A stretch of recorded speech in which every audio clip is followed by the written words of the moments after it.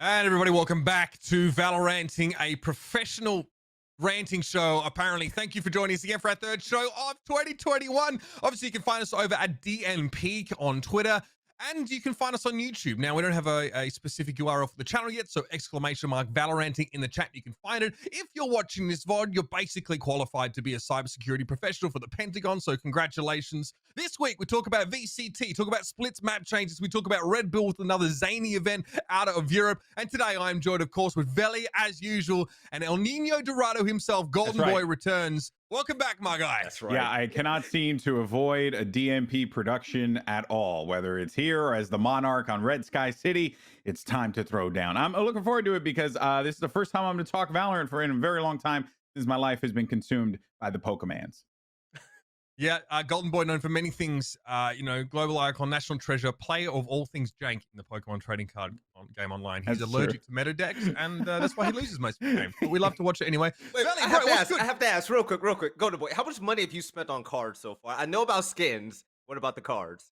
So for the sake of my marriage, I think that it might be best for me to abstain myself from this particular conversation, and I would like to carry on with the broadcast that we currently have right now. Feel free to zoom the camera more if you don't mind. Yeah, zoom in so we can't see the gun off camera. Yeah. You know? Yeah. Luckily, Cynthia's not here, so we're good. But if she was, I'd be dead. Goldenboy, I see you buying plenty of him in the physical as well, but obviously we played the online version, which is a little bit different, which costs a little bit less, thankfully, because ain't no one out there playing real cards. I mean, I don't think we've been part of the hype beast crowd that are buying like $1,000 packs and like trying to open the Charizard. Like, I tweeted before Christmas, like, yo, are people actually playing the competitive, like the card game? And Goldenboy started playing, and I started playing, a couple other people. So that's been where we're at. I actually got into it because of you. I got into it because of Uber, because I love TCGs, but I never like got addicted to one or got hooked on one. And then I saw Uber's tweet, and I was like, hell yeah, let me just try and learn this. And then I learned it, and it turns out to be one of the greatest games ever made. Actually, sick. So that's the reason why I've been addicted to it. But I do find it funny because all my friends, like my friend Rob in particular, he was like, why are you like into the card openings as much? And I was like, dog, because I'm like a hipster, you know what I mean? I'm like trying gambling, like, dog. Yeah, like, I'm not trying to get into the wave right now, and also I don't want to die. So yeah.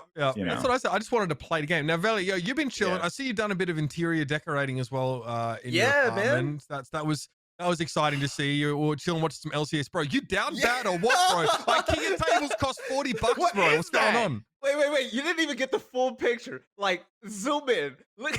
No! King on the ground. It's a massacre. No.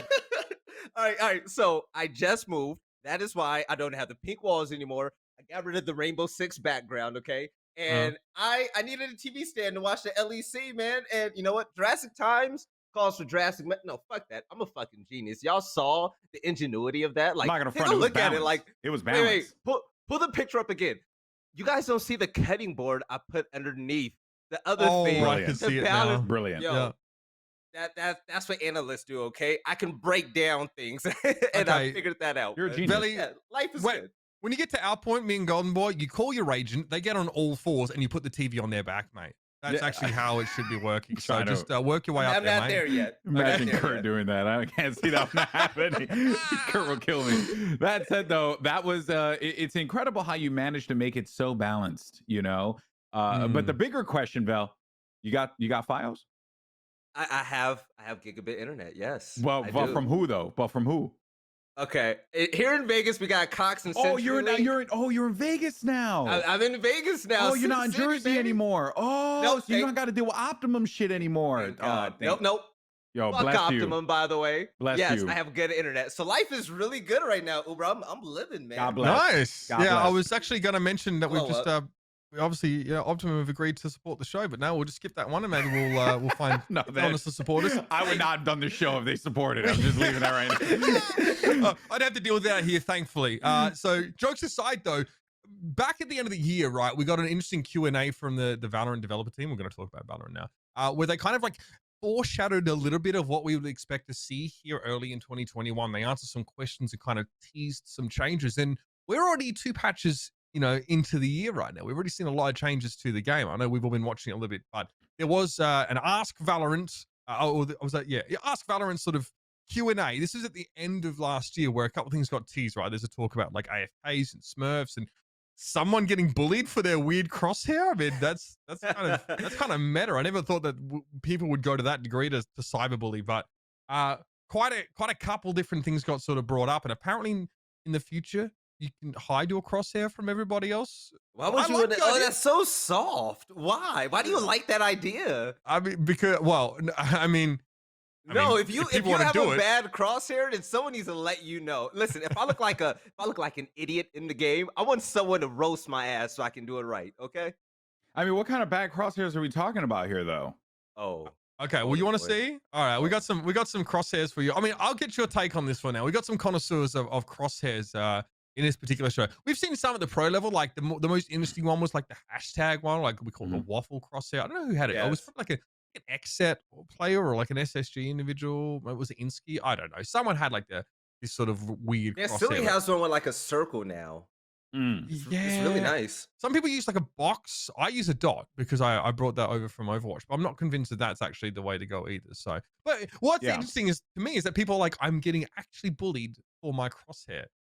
Oh, yeah. I mean, I don't know. I feel like if you have a bad crosshair, you should be pointed out. You should be told it's bad. Like there's no way around it. I played games before where I saw a guy rolling around with a giant red crosshair. It was like massive. The outlines were just so thick and it was just red. And I was like, what are you doing? I was like, what's wrong with you? And he's like, oh, don't judge me, man. I get mad kills. And I was like, really? Because you're at the bottom of the leaderboard, So how is this benefiting you right now? How are you walking around with an anime in front of you? Oh my God, my camera just totally decided not These to. are real people though. Yeah. This happens. The crosshair, I think didn't. You guys want to have a look? Let's have a look at some of the wacky crosshairs we've seen on streams and such. Strap yourselves in. Crosshair, dog, Sova, come on. Oh, no. What's wrong with it, dude? God, Bro, I swear you brought Roblox to Valorant. How, bro? 117. This game. I'm gonna rip a fatty just for you. Oh, gee, that's a hot crosshair. Thank you, dude. Scale the 1 to hot. How hot is it? Hot. It's not. Ooh. Sure, I'd give it a 9. Could be hotter. You think so? Yeah. Rubber duck. I agree with you. Yeah. That's just offensive. So Nice. That's Spike Rush, to be fair. So we're dealing with a particular subset of the player base, but I happen to know that there are people with really white crosshairs at sort of higher ranks. But notice how the crosshair sort of go. I mean, this is what? How can you have any degree of precision? I don't understand. You can't see shit. I don't know, dude. That just bothers me. I like it physically bothers me. I like it. Of course you like it, Vel. You chaos incarnate. Hey, my guy been living in a house with pink walls for how long? This ain't nothing for this guy. It's cute. If Vel likes this, I hate to see how his apartment gets decorated. Because clearly it's just no. You saw my TV stand. Imagine my bed. Yeah. I want to shout out to Joker in the chat, who I played a bunch of League of Legends with for a while. He's works in comms over at Riot. Who says, if you don't see them, pull the trigger. Exactly. As soon as they disappear, you've got them somewhere under the region of your crosshair.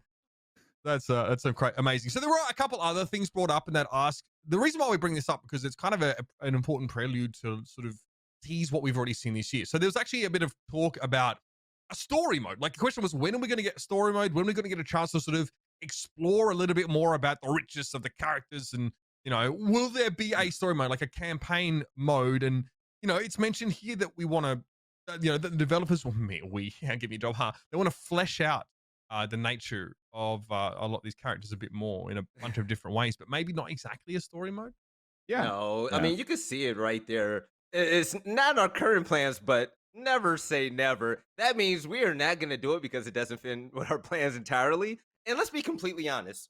I'd rather have them work on the game as it is right now rather than just a story mode. I'm going to be honest, though, as well. The content that they've dropped. I mean, we saw Yoru with Phoenix. That little duo was fantastic. I want to know more. And it's weird me saying this because I don't care about that stuff, right? I want to know more about the lore. So I would love a story mode. I would love it. But you know what? rather than focus on the game. Story mode is going to be extra down the line. That's fine. I really Yeah. don't care about it. Just drop content. Continue dropping content. Like, that's my story mode. I'll sit back and watch. It's like a movie to me. I feel like it. you don't need a story mode anymore all that much. Like okay, so I'm a huge Halo fan, right? There it is, Yes. right there, Mhm. and there it is Yep. again, right there. The autofocus is actually working now, so I yeah. can't really see, but I'll take your word for it. But yeah, so I'm a huge Halo fan, and I love the Halo campaign. It's amazing, and it's something I look forward to whenever a new game comes out. That said, I am not like clamoring for a Valorant story mode, because look at Apex Legends. Like, they've done a brilliant job of being able to tell the world of the game within, and yes, they had Titanfall to kind of like help them, but even then Titanfall didn't really like flesh it out the way that Apex is doing, and they're doing that all through trailers and through in-game interactions, and that's literally the same thing Valorant's doing. Also, as a counterpoint to that, you can also look no further than League of Legends, because if Valorant does manage to hit that global scale that League of Legends has managed to hit, then they could start creating more content, or not even content, just games around the universe of League of Legends or of Valorant in this instance. Well, that's what Riot Forge is, right? Exactly. So the MMO. Yeah, well, they could do a looter shooter. They could do, which actually could fit really well within the context of it. Like, it doesn't actually have to be in Valorant in order for you to get the full experience. Like, they could easily just do this down the line with a side game or something like that, just like we're seeing what's going on with League of Legends right now. Also, by the way, this exists. It's like a compendium. It's almost an atlas of Runeterra, actually, online, and you can go through. It's an interactive map. You can see like the Shadow Isles, Freljord, Piltover, Zorn. You can see all the regions of Runeterra, and it splits it up and it gives you story snippets, and like it ties in the characters to it. This is just something that exists adjacent to the world of League of Legends. So there have definitely been a lot of projects from Riot's side to add a richness to the sort of world that they created. But and in Valorant, in terms of like the sprays, the voice lines, I'm hearing a lot more voice lines nowadays as well. Like, those stories are getting teased out. You don't need to, I don't know, release a paid DLC that is just a single player mode to really get introduced to your kind of world. I don't think that has to happen. Also, but so as we talk about that, there was one more interesting question that was answered in this Ask Valorant segment, and it was about ranked, right? So the concerns with ranked, and obviously the arrows, and how there was maybe a lack of feedback about people progressing, that was already an issue at the end of last year, and it was teased that there would be some kind of changes to that as well. It talks about sort of how unforgiving the rank distribution bands are. They sort of made some changes in 1.14, but they said in episode 2. So that was when they were going to make those changes, and lo and behold, gentlemen, they have done so. Yeah, go ahead, Chibi. Yeah, sorry, I was gonna say, so the rank changes and whatnot that is starting to make its way through. Like, it's I feel like there's never a perfect solution for making a rank system like ideal and making it work. Like, it's there are good examples, there's good frameworks, and Riot actually has led the charge on a lot of that. But there's no one perfect way. The thing, though, that I did like that they added was the progress bar. I do feel like that was just something that needed to happen. Like, I guess it's cool to be like, oh, yay, I've ranked up, but I would much rather know how far I am to ranking up, so that this way I don't have to sit there and play like 3 more games and then not rank up, So I'm much more into that. Yeah, I just like efficiency. Okay, that's it. That's me. I'm with you. Lately, so I'm gonna be honest, before we got the numbers, I really didn't care about ranked on Valorant. I played it and it was like, okay, whatever. I fell from gold to silver, whatever, I'll put it away. We got the numbers back now. I actually have a stack, and we've been climbing lately. And the fact that I can say now, it takes about 3.5, 4 games to rank up. I know next game is my rank up game. Oh, the stat gets on, we're fucking hyped. We're like, we're like little crackheads, right? We're like, yes, we have to keep playing till we get this one game won. And it's fun now, man. Like, it has put in a lot more hours for me and my friends. I can't imagine what it's doing for everyone else out there. It's genius. But yeah, like GB said, though, you're not going to get it perfect. Everyone's going to complain, right? It's life. It's the internet. Yeah. But I am a fan so far for where I'm at with my personal experience.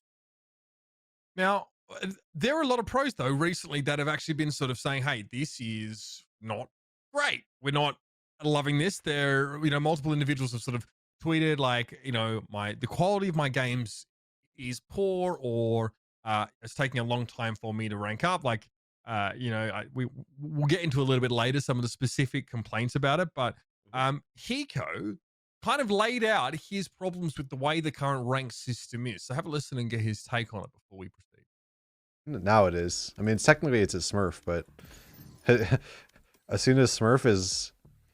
So Peter actually believes, and I actually don't believe... I actually also believe that his main account, 100T Asuna, was like, what was it, rank 3 or rank 4 last season? And he actually thinks it takes longer to get games on his main account than his alt account, and his alt account is literally rank 1. So the MMR is so messed up right now that his MMR and his main account, even with him only being, let's see what his actual account is actually on this account. His account is Platinum 3, and he thinks his elo on his Platinum 3 account is higher than his #1 Radiant account. And that right there is why the ranking system right now is trash.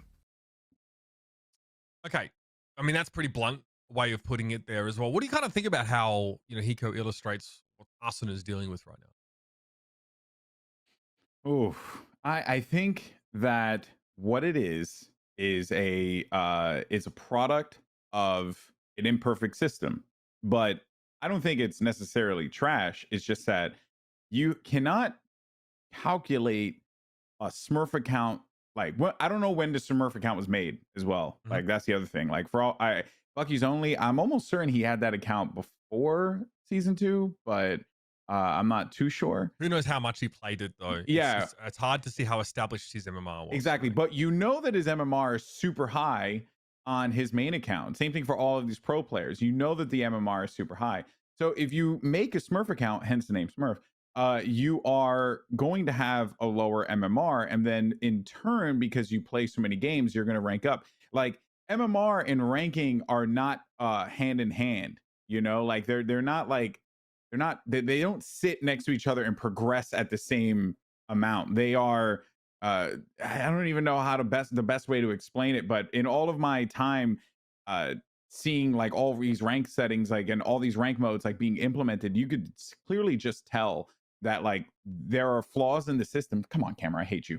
There are flaws in the system, and the pros are pointing it out, and it's more glaring because you have the rank bar now. You know clearly when you're going to rank up, and then you also know that like you're getting measured in different ways against different people on your main account. It's a really tricky situation. I don't know. I'm not an expert on it, so it's very hard to like make the call, but I don't think like the pros are wrong in that it's lackluster, but that also means that it's just going to have to continue to be improved upon. Velly, how do you feel about playing Radiance constantly in your ranked games? So, thanks for asking. Silver goat. Take the camera off me. I'm embarrassed. I don't know what to say. Okay, so here's what I've determined, right? Okay, so I think this, I'll get you to comment on this one as well, Velly, because I thought this was really interesting, right? Evermore speaks up after artists sort of tweets a screenshot sort of complaining about the quality of players that are in his games. Or, I mean, it's a little bit hard to see what his complaint is. I think initially he complains about the quality of teammate. Ironically, one of his teammates is actually in that thread just talking shit back to him. And then I mean, artist is, at the time of posting, we should be able to bring this up for this thread. Artist is Diamond. So it starts with Eccles. He's like, everyone is mad at ranked. And then, obviously artist throws this tweet out: fingerless bots in every lobby I play. And Evermore, who is, is one of the guys who works on competitive sides. Like, okay, well, can we talk about this? Because he, they didn't change matchmaking logic or MMRs. They didn't reset MMRs. This is really important, okay? But they did reset people's rank. So what's happening, we think, is that artist is ranked Diamond, but he's getting put in Radiant games. And he's going, I'm in Diamond, but I'm having to play these harder, higher quality games to try and rank up. This is the one here. So can you please explain why I'm put in every lobby like this, every lobby, when I'm one game away from plat? So you can see this lobby, artist is, what was this D1? And there's Radiance all through this game. I mean, you got Shao in this game. I mean, literally going against pros and shit. Mixwell's in this game. Best. Yeah, but no, It's not. Have you heard all the people in COD bitching about having to play against players of a similar skill level in skill-based matchmaking? They hate it. You know, they just want to pub stomp. So, you know, Artist is like, why is this happening? Everyone's like, well, it doesn't care what the friggin' badge next to your name is. It cares about your MMR. Your MMR didn't get reset. Yeah. You will, and I mentioned, if your MMR is vastly higher than your listed rank, you will gain the maximum amount of rank points, rank rating rather, and sort of go up pretty quicker. So everyone was like, I literally ran the numbers. I went back and looked at this match on my end, and yeah, it was a fair match. The MMRs are matched. So there's like a disconnect between the feedback that you get from being in a game with players that are ranked much higher than you, but you don't realize that you are the same MMR as them. So is this an issue with how long it takes to sort of calibrate people's rank? The fact that everyone gets reset means that you have to climb, but the games are hard constantly. Like from Diamond to Radiant, you're playing against Radiant players because that's your MMR. What do you guys think about that? This is so fucking confusing, first off. My head isn't wrapped around any of this. But there's a few like context concerns that I have. All right, so number one, you have a pro player, arguably, let's say, you know, one of the best players in Europe, right? Everyone he goes against isn't gonna be better than him. You're gonna have shitters in every game at top ranks. It's just what it is. And also, more context, people get carried. People get carried up there. People have bad days. Like, shit happens. The one thing that has to be understood is that as we get this rank situation figured out, we have to look at it from all ends. I'm not educated about it. I'm open about it. I don't know shit about rank. But at the end of the day, I mean, it's not going to be perfect. The game is still less than a year old as well. Yeah. Like what?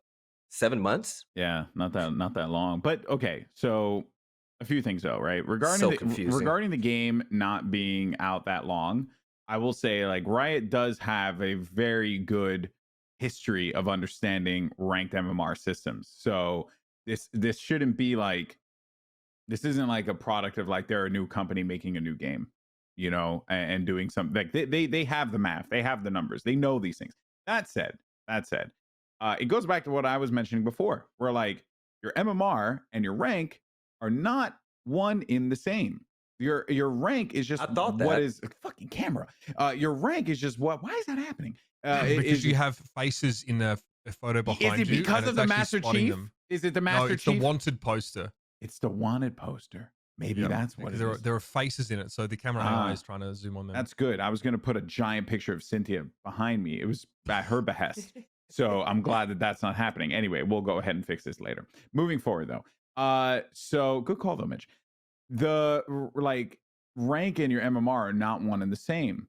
So what they display is what they display. This is the reason why everyone like complains about skill-based matchmaking and stuff, because it's like they're saying, well, there's no ranking. Why am I being put in a super sweaty lobby? But it's like because your stats, like their job is to keep you from stomping people who are not good at the game, right? They want to prevent artists from playing with Velly. They don't want to put you against actual plats. Why do I gotta get called out? This is also why Arsena's Smurf has an easy time climbing, because his Smurf is actually plat MMR.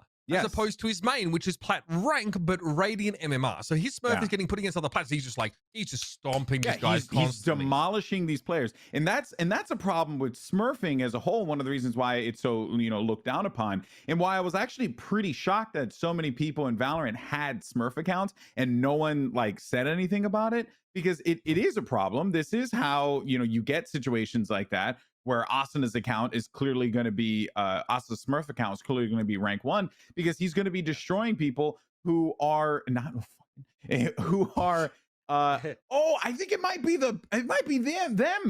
It could be so many things. It is. Dude, it's, I just need a flat white wall. I need a flat white wall. Can you just use manual focus for once in your life? You know what? I'm just. I have a question. Right now. Serious question for the topic, because the way my other game does it, it's all in one, MMR and ranking. Okay. Is that like, is it better that way or the way Valorant's doing it? Like now it's starting to hit me. So, yeah. Okay. I mean, let me put it this way. So Evermore he goes on a bunch of tweets about this, right? Like if you want to know about how matchmaking works, go and look at his tweets. But he says, while your rank and MMR aren't the same, they are designed to converge eventually. Your rank and MMR are designed, whether it's, you know, the rank eventually gets to your MMR, or your MMR drops. You know what I mean? They are designed to converge. And the issue for some players is how long it can take for these things to converge. You'll notice, go look at the leaderboard right now. You will see some players ranked very highly with far less games than the people around them because they were able to climb quicker because they had a higher MMR in the first place. This crosses into the territory that we see a lot of real like man-children pros in other games complain about skill-based matchmaking and just sorry, if you want to have an easy time in Stomp Noobs, go play Stardew Valley. Fuck off out of my like ranked games. Like I don't want to. I don't even want to engage. It's actually crazy because all their little sycophantic like fanboys like, oh, that's true. Yes, skill-based matchmaking is a cancer. Stardew Valley though. Stardew Valley. Yeah, go play Stardew. Yeah, go literally pull some turnips out of the ground. Don't sleep on Stardew, Mitch. It's a pro level game. All right. Have you seen the Twitch rivals for Stardew? It's unbelievable. So lost. Anyway.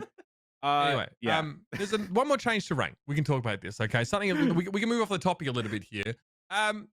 It turns out now those that have been punished or chat banned or limited in terms of the communication functionality they can use, they can't play ranked anymore. I don't like it. I don't like it. Why? Why not? This is great. I was com banned.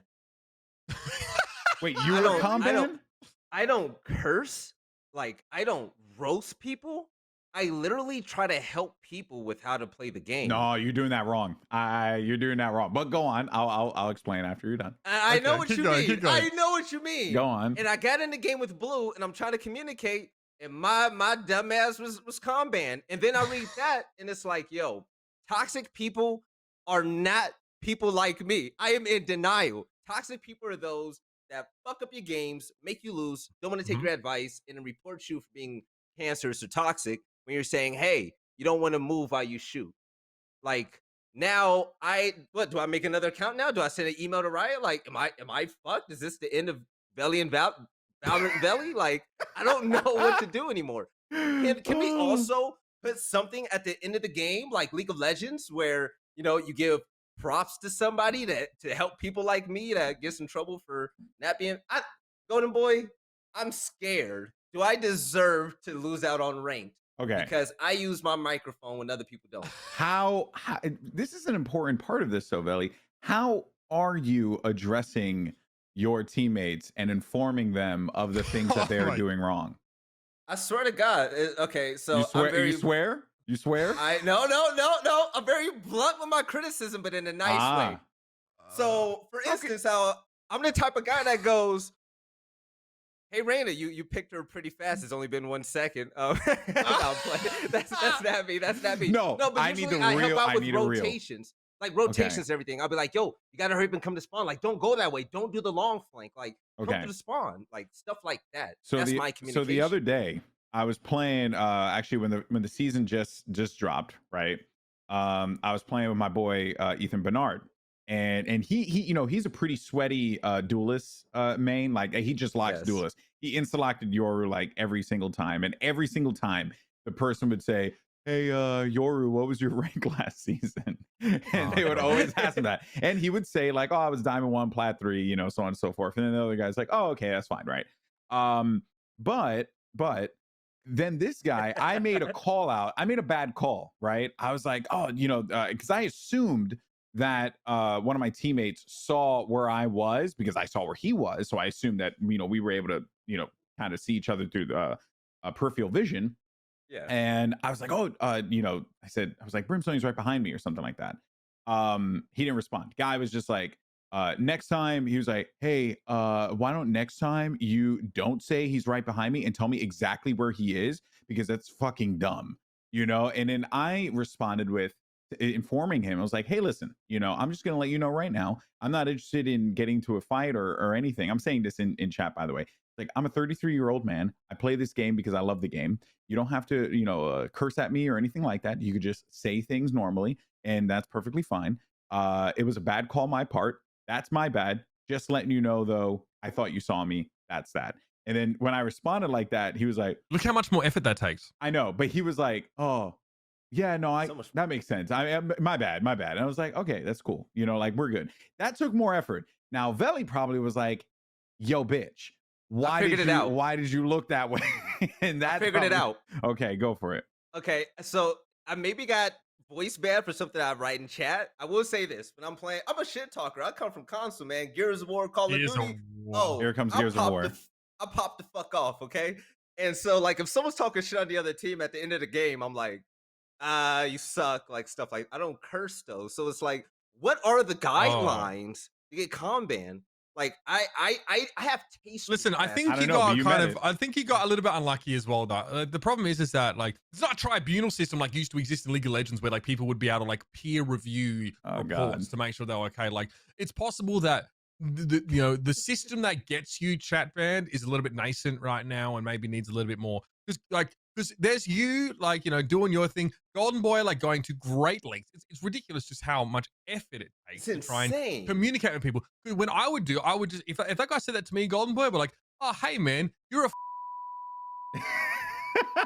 and then we'd just be done, and we'd be done. And then I'd go like, fuck, oh god, I love chatting to Americans really passive aggressively. Like, what's wrong with us? Like that's how every interaction that I have goes. Basically, just based on they end up going at me from where I'm from, right? So you maybe get unlucky, right? I don't know. I have had pretty bad experiences in voice chat with people in rank, but because people just like they dispense with the pleasantries and they don't really care how they come across. But or maybe Velly was just an asshole. That honestly could have just been it. I could have been an asshole. Could be projecting. Could be projecting right now. Who knows? Oh, I never played with Velly. I've never. honestly, who knows? I'm a nice guy to play with, man. We just laugh at Let's move on. Let's move on a touch. We got in this recent patch, right? There's already been 2 patches, right? 2.0.1. We got some Jett changes. Now these are a little subtle. The smoke duration's been decreased. Now it's been decreased again. People, if you remember, it was actually increased up to 7 seconds, and it felt as if that maybe there was trying to be some encouragement towards players to use Jett in terms of setups. But then, like, why are we giving Jett the ability, like controllers have, to set up side hits with these smokes? Like, doesn't it make more sense to have her use them in an individual way just to reposition? I don't know. It looks like they want to focus Jett's role a little bit here, guys. I have a theory. Yeah, it looks like they want to make Jett a one-trick pony, which is the way that she should be, especially with the dash. Now, there's been a lot of talk since the game first came out. And Goldenboy, what did everybody say about Jett? What did everybody say about Jett when the game first came out? She was what? She was booty. She was some ass and a half. She was ass and a half, and she was booty. And I have a theory. Riot gaslighted everyone. Okay? They gaslighted everyone. They made. So here's the thing, right? Here's the thing. The whole time they were like, what we're gonna do is we're gonna give Jett that 7-second smoke. And now everyone's like, oh, I'll definitely use Jett now. 7-second smokes, I can get the dash, I can get the updraft, I don't have to worry about fall damage. So I can get more data on Jett. Right? So exactly. But this whole time, Jett was good. All they did was just change the smokes to 7 seconds. And guess what? Jett's still gonna be good because that dash is ridiculous. It's still one of the best abilities in the game to be able to go peek a corner and instantly get out. That's busted as hell. So clearly that's something that people were just not focused on. They were only focused on the smokes, thinking like, oh, well, it's smokes. It should function like a smoke grenade in Counter-Strike. And I should be able to just put the smoke and cover this for X amount of time, right? For, however many seconds. No, it doesn't work like that. So Riot knew that. And they tricked everyone into thinking that Jett was good. And they knew Jett was good the entire time. And now they reverted the change. And guess what? Everyone's still going to use Jett because they got him. They got him and they said, yes, we got you, motherfucker. I'm actually hearing I'm a rumbles. Jett main. I'm hearing rumbles in the actually from pro teams that people are starting to move a little bit away from Jett as inconsequential. Okay, all right. I'll bear that in mind. Objection. Objection. But think about it though. Like her toolkit was so strong. 7-second smokes. Like there's times where like if we have a booty ass omen in a composition, right? Yeah. I'm like, yo, I'm the smoke player. I could smoke and then just dive in and do whatever I want to do. Jett was able to do anything and everything. In my opinion, she was the ultimate duelist. She didn't have flashes, but you don't need it. Like GB said, that dash is insane. Let's be honest. That dash isn't going to get nerfed because you destroy everything about that character. She becomes nothing after that. Literally, she becomes super dumbed down. So yeah, and they did alter the dash. They altered the dash too. Remember that? Yeah, you're right. Because before, I believe it was just like you needed to look at the air. No, before it was the direction determined a dash, but now you have to look in the direction for the dash, if I'm correct, right? No, you don't. You can still dash Oh, sideways. you can still, or do That- they, that was it's, the a, thought, it's though. a directional input on the keyboard, I believe. Yeah. oh, okay, or do they shorten it or something? I don't know. They did make a change to the dash, though. I do remember they made a change to the dash, and I even don't know then, what they it were is. still I've really been good. dying. I've been dying a lot more in dash. Oh, the fix was trap wires. Okay, yeah. Okay, Balla never mind. said the fix was trap. Balla's really smart, by the way. He should be on the show instead of me. Shout I out don't to know what I'm doing here. Balla, man. No, for real. like- But yeah, she's one. She's not as all around great as a duelist anymore, Uber. So I think that this change was a necessity. I mean, other than that, Jett's fine. I mean, I'm a Jett main, so I mean, what the fuck else am I gonna say? Oh, that's why you got banned. You're a Jett main too. Yeah, I so think you're it's all coming together I now. get my kills. As this show goes on, we're just putting the pieces together as to why Velly was banned from rank. This, you know what? This is like the Oh. classic interrogation technique of just let the defendant talk. They'll eventually incriminate themselves. Mitch, he's right? a Genji main. He's a Genji main. Asking for heals. That's what he is. okay. I'm a Winston. Yeah. I'm a Winston guy. Okay. All right. He's All asking right, for man. heals. Listen, I'm sure we'll get more of this story. It'll just come out in the wash a little bit. As we move on, it's not just Jett that got tweaked, right? I think one of the bigger updates to this patch, this one's got people talking a bunch, is everyone's favorite map, Split, has received a bunch of changes, presumably to, I guess, make it more attacker-sided in some senses. There's some pretty significant moves here. Yeah. Huge. You want to break it down? Because I'm a nerd out. Huge. I mean, for one, I mean, these changes that you're seeing here, adding a metal box, I do think the bigger sight line, though, it kind of goes either way. Mitch, you have your perspective. I do feel like it helps out a little bit on the on the attacker front, but I just like a lot of these changes that they made, ignoring like what's going on at B site, or besides those steps, though. That step actually is big. People don't really realize it, but it creates a whole new angle, right? That you're not necessarily going to be anticipating now. As people play more, they'll get more used to it. This right here, though, this box just makes me all manners of joy and moisture. Truly, like I love that breaks up sightlines, gives you an extra little option for coverage. People can't hide back here anymore like the rats they are. Oh, disgusting. Yeah, all these changes are fantastic. Now, the beautiful part about this is that playing Split on attack, right? It's like, okay, the choke points, they're smothering. You can't breathe. Like every time you go through a choke point, you have a deep pocket you're going to have to clear out while watching places from heaven and all these other lanes and angles, right? So, right, they went ahead. They said, all right, we're going to take out the deep pockets. They're going to make it to where there's not a lot of hiding places. Open up doorways a little bit more to the tunnel going into B. Yes, let's put a box there. Let's put another box to block it from heaven. But something else happened when the nerds got into custom game, Uber. And I'm gonna just leave it up to you to call out what's been going on. We'll have a chance to look at that in just a second. I actually think one of the biggest changes. So basically, what we're seeing is a lot of these corners where you need to turn 45 degrees or 90 degrees rather, one way or the other to clear as an attacker. Those have been eliminated. So these are now, we've removed deep corners essentially from the game, because obviously as you clear a corner, you do not see that deep pocket until the very end. And in many cases, your model is actually protruding a little bit here. So this is like a little bit of a better way to see it. So you can see that for defenders, you see in CT, it's actually hard for you to hide in that corner. Your gun probably peeks around the corner. In that example, again, in CT, you can't just entrench yourself. The same can be said for sort of canals there as well. Yeah. That corner has been made less deep. Again, same situation. In the before, you could sit right up next to that door, right up back in the corner. Now, you probably need to show, you're going to get seen earlier by an attacker who's sort of clearing that room. And that's going to make a big difference. Shout out to VALORANT Brazil, by the way. They're the ones that leaked this. Make the door wider. But I think this is tied into eliminating extra corners. And this is something that Riot talked about. The biggest change, in my opinion, though, is actually to do with the A side. So this is, again, we are shallowing this corner somewhat. But it's heaven that really got changed here. Again, this is also good for retake, by the way. This benefits defenders as well as attackers. Now, it's not deep corner. The heaven changes actually make it much harder to hold as defenders here. So, I mean, the blurb text accompanying this image, guys, said that, it is going to put more emphasis on fighting for ramp, because in the after, you can't play on that left side corner anymore.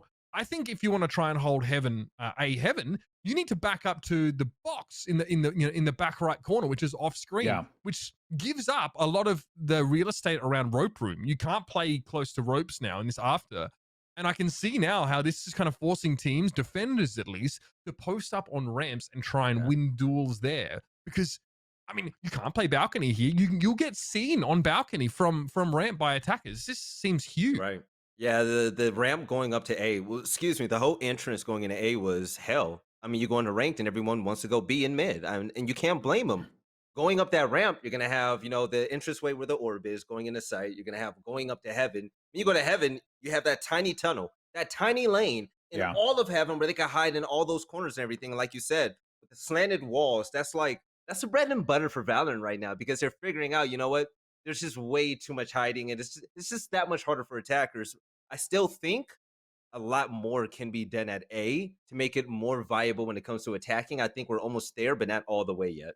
Yeah, I think about that deep pocket on a site behind screen, On and the right side. yeah, and what I find very curious about that is how it impacts the usual spot that a retake person, or sorry, an attacker would hold trying to defend the retake, because now you don't really have the comfort of that angle anymore. When you come out of heaven, you're going to see that clearly, whereas before you can actually kind of tuck yourself in there and you Yeah. wouldn't be seen by heaven. That changes a lot of that. The heaven fight on a site is going to be way more profound now. It's not going to be as one and done as it once was. I do feel like you're going to see more aggression on the ramp, which means that this is only going to continue to place the emphasis on sentinels, I think, for defense. Because, you know, yeah, I think Cypher has a lot more work to do on B site, but you're going to want to try and stack this, because I feel like A is going to be very easy to take if you're not careful about how you play, and the composition is going to matter that much more. And with Yoru being implemented into this too, it Dude. also creates another wrinkle. Like, you got wider spaces for Yoru to run around in that you can't necessarily spam. Like, because think if Yoru was in play before, and he like was, you know, phased out and ran through the doorway, like I believe Yoru can still get shot, right?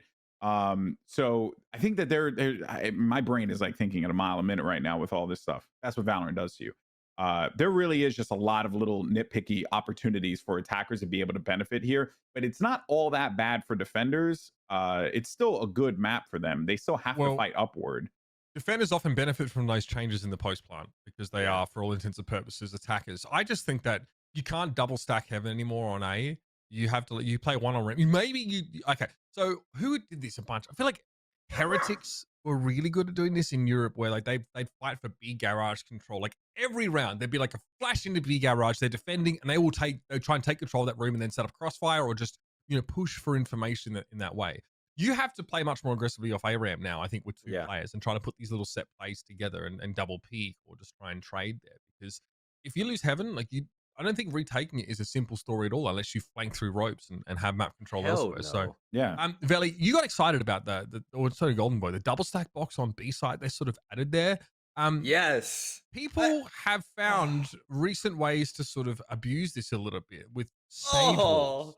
It was such a good idea at first, and then this happened, and now all of a sudden Sage walls, and think about not just Sage, Brim setups, Viper setups.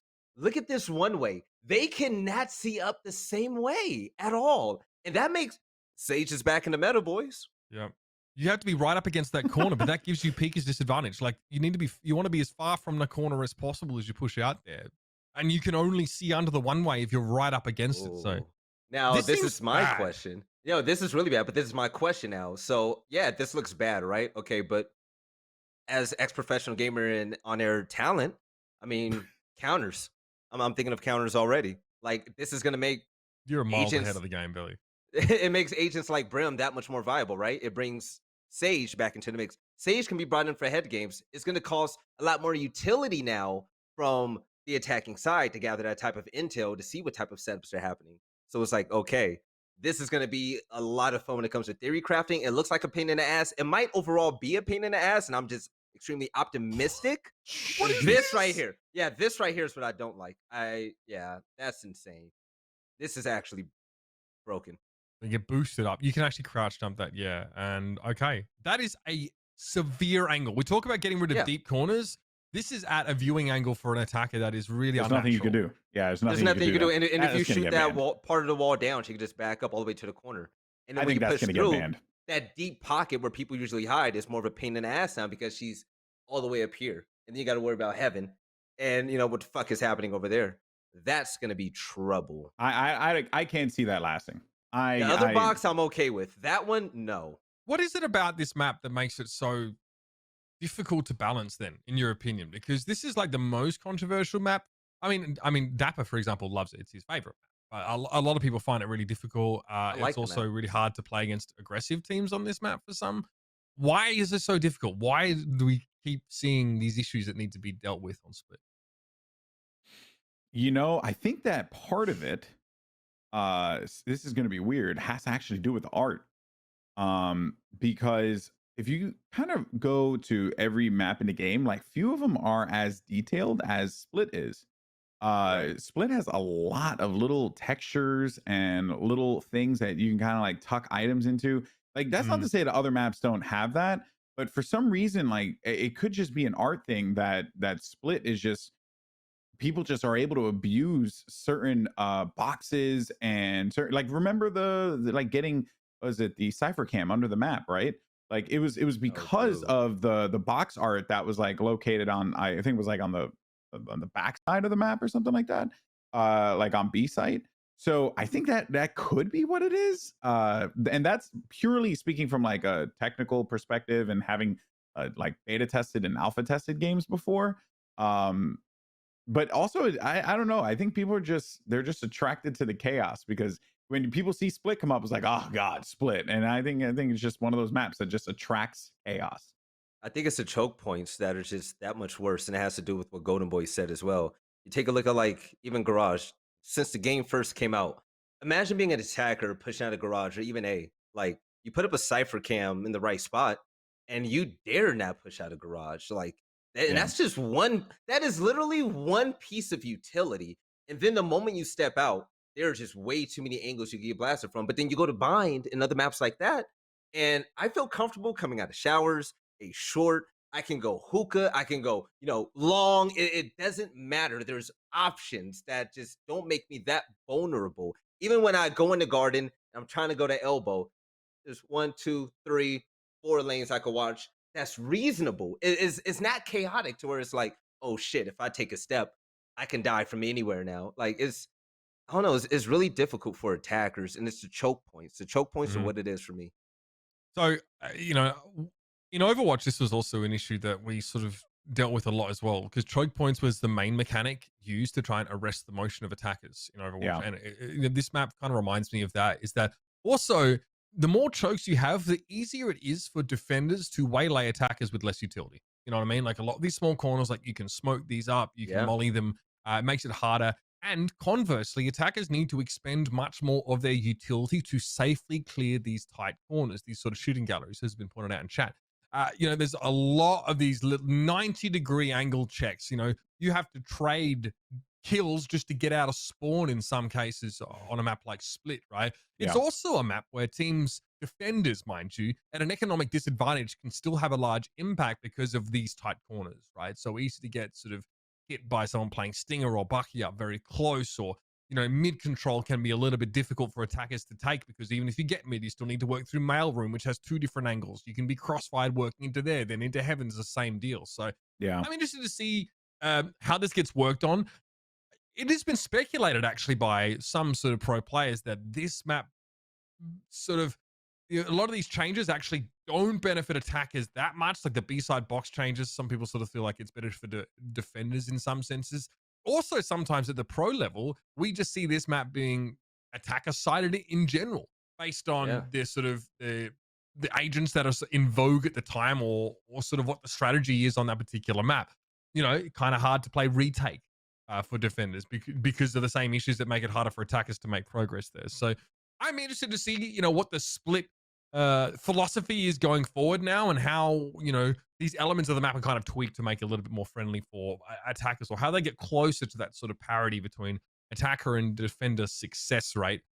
But we'll see. I like this map. I just Am I wanna say- attracted to crazy shit? Go ahead. Oh no, I just wanted to say one thing though. Of all the maps in Valorant, I don't think any map has gotten nearly as much attention put on it as Split. And I think Icebox will. No. Icebox is hated, but people still really dislike Split. but Icebox just came out, right? Like Split was getting tweaks done even when the game launched. Split had tweaks done. Split is the only map in the game that has had, well, Icebox has had some changes now too, but Split has had the most out of any map. It's clear that this map has been a pain point for Riot because they have had to make so many adjustments to it. And I think back to this video a while ago that someone made about Riot's map design and how I think people were even calling it like lazy. And they were saying like, you know, their solution for this was just a big box here and a big box there. And there was like no real, there was no real creativity. Was that in regards to the Icebox A site changes, perhaps?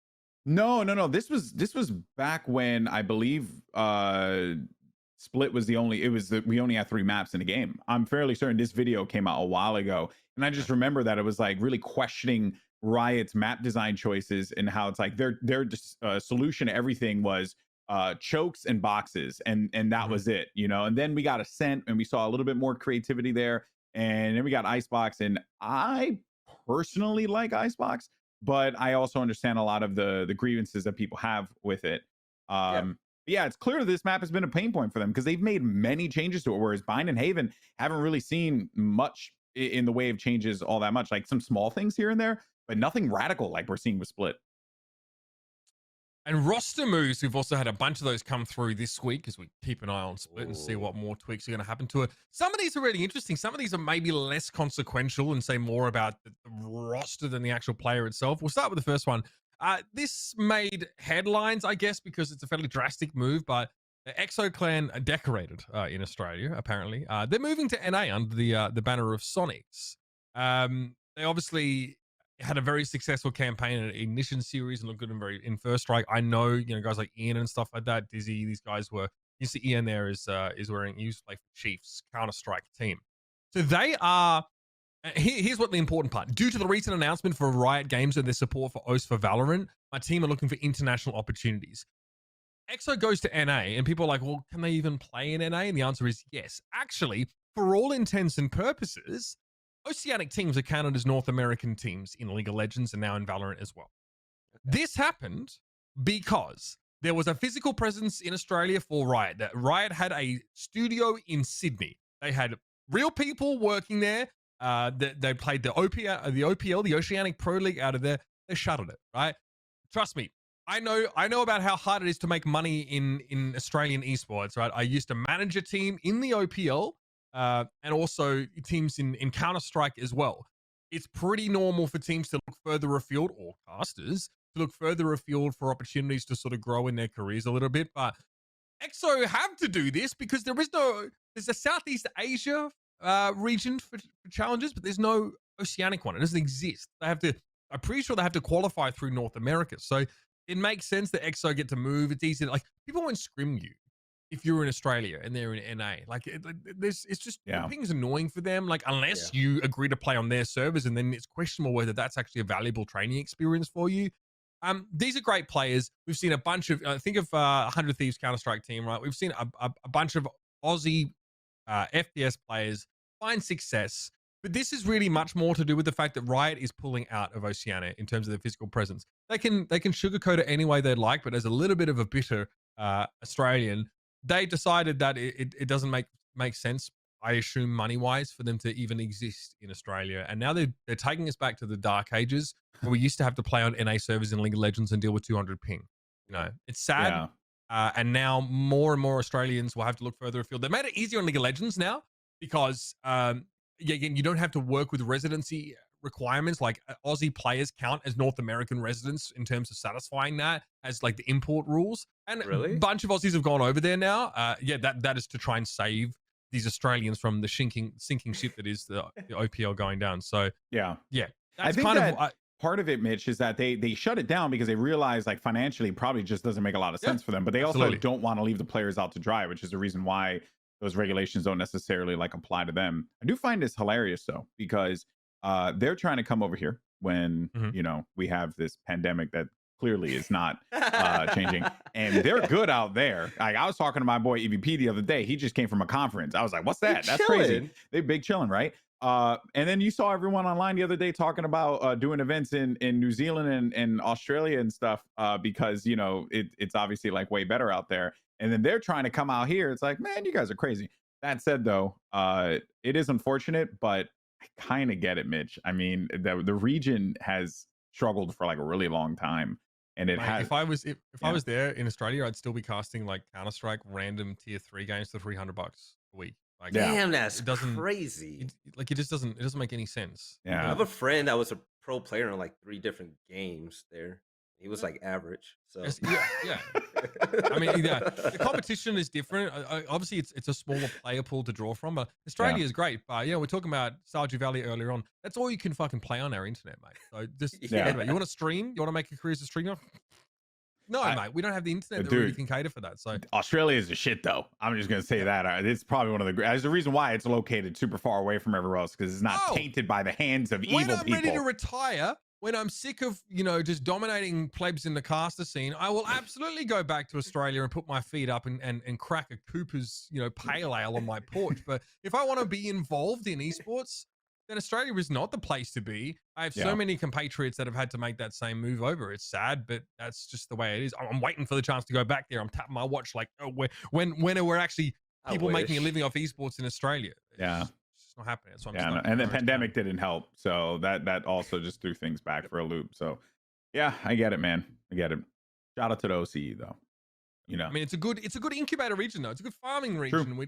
We also see like a disproportionate amount of Australian talent that tend to be like top esports casters as well, and a lot of good Aussie players. So obviously the talent is there; it exists. It's just there's less of a base to draw from and less opportunities to. I do feel like Mitch, you are a little biased though, but that's just beyond me. That I mean, that's just me. That's like me saying like there's a lot of great Puerto Rican commentators and players too. It's like. I'm more likely to say that all the other Aussie commentators suck and I'm just way better, but I got to face the facts, and some of them actually have a little bit of talent. I'm gonna hit up Costa. I'm gonna put this to Costa. I mean, come on, in my sleep, Goldenboy, please. You're gonna find a better example. Anyway, but so that's good news for EXO. I don't know how do these guys get visas right now? I can't even get my my visa sticker right now because US embassies won't even talk to non-citizens. So if I want to leave the country, here you go. Here's a funny story. I'll share this with you. If I want to leave the country to go into an esports event right now, I have to go to Australia first, which is fine, do my interview to get my visa sticker, and then I can go to the US, and then I can travel to that country that I wanted to go to. If I leave the country right now, I can't get back in because I need an updated visa sticker, but no embassy in the United States will see me to get my visa sticker done. They're telling me to go back to Australia to do it. And here's the best part. If I go back to Australia, I can't leave Australia. I have to quarantine first, and I probably can't get out because it's impossible to get flights to and from Australia right now anyway. There's a one-way travel bubble with New Zealand, and that's about it. You think they want me? I'm coming from a country that has over 400,000 COVID-related deaths. I might be a citizen. That's the only way I can sneak in. And but you're in LA. That's a whole nightmare. Sponge, not even close, Scoots. Come on, mate. Work with me a little bit here. He's an analyst. He doesn't do what I do. He doesn't have the skill. He doesn't have the wordsmithing ability. Right? Lord have mercy. So the cool thing I will say about esports, and then you can close after this, is that the companies and the orgs are having the countries talk to each other to make sure traveling is happening. I might there's just people that are going to Paris next month all around the world from Rainbow Six. So I know that's how it's happening. So anything is possible. But I mean, unfortunately for us, we got clout, but not that much, Uber. Goldenboy don't even got clout like that. He worked with the Rocks. So it's like, oh no, I'm good. I'll just call DJ. He'll hook me up with his private jet. I'm all right.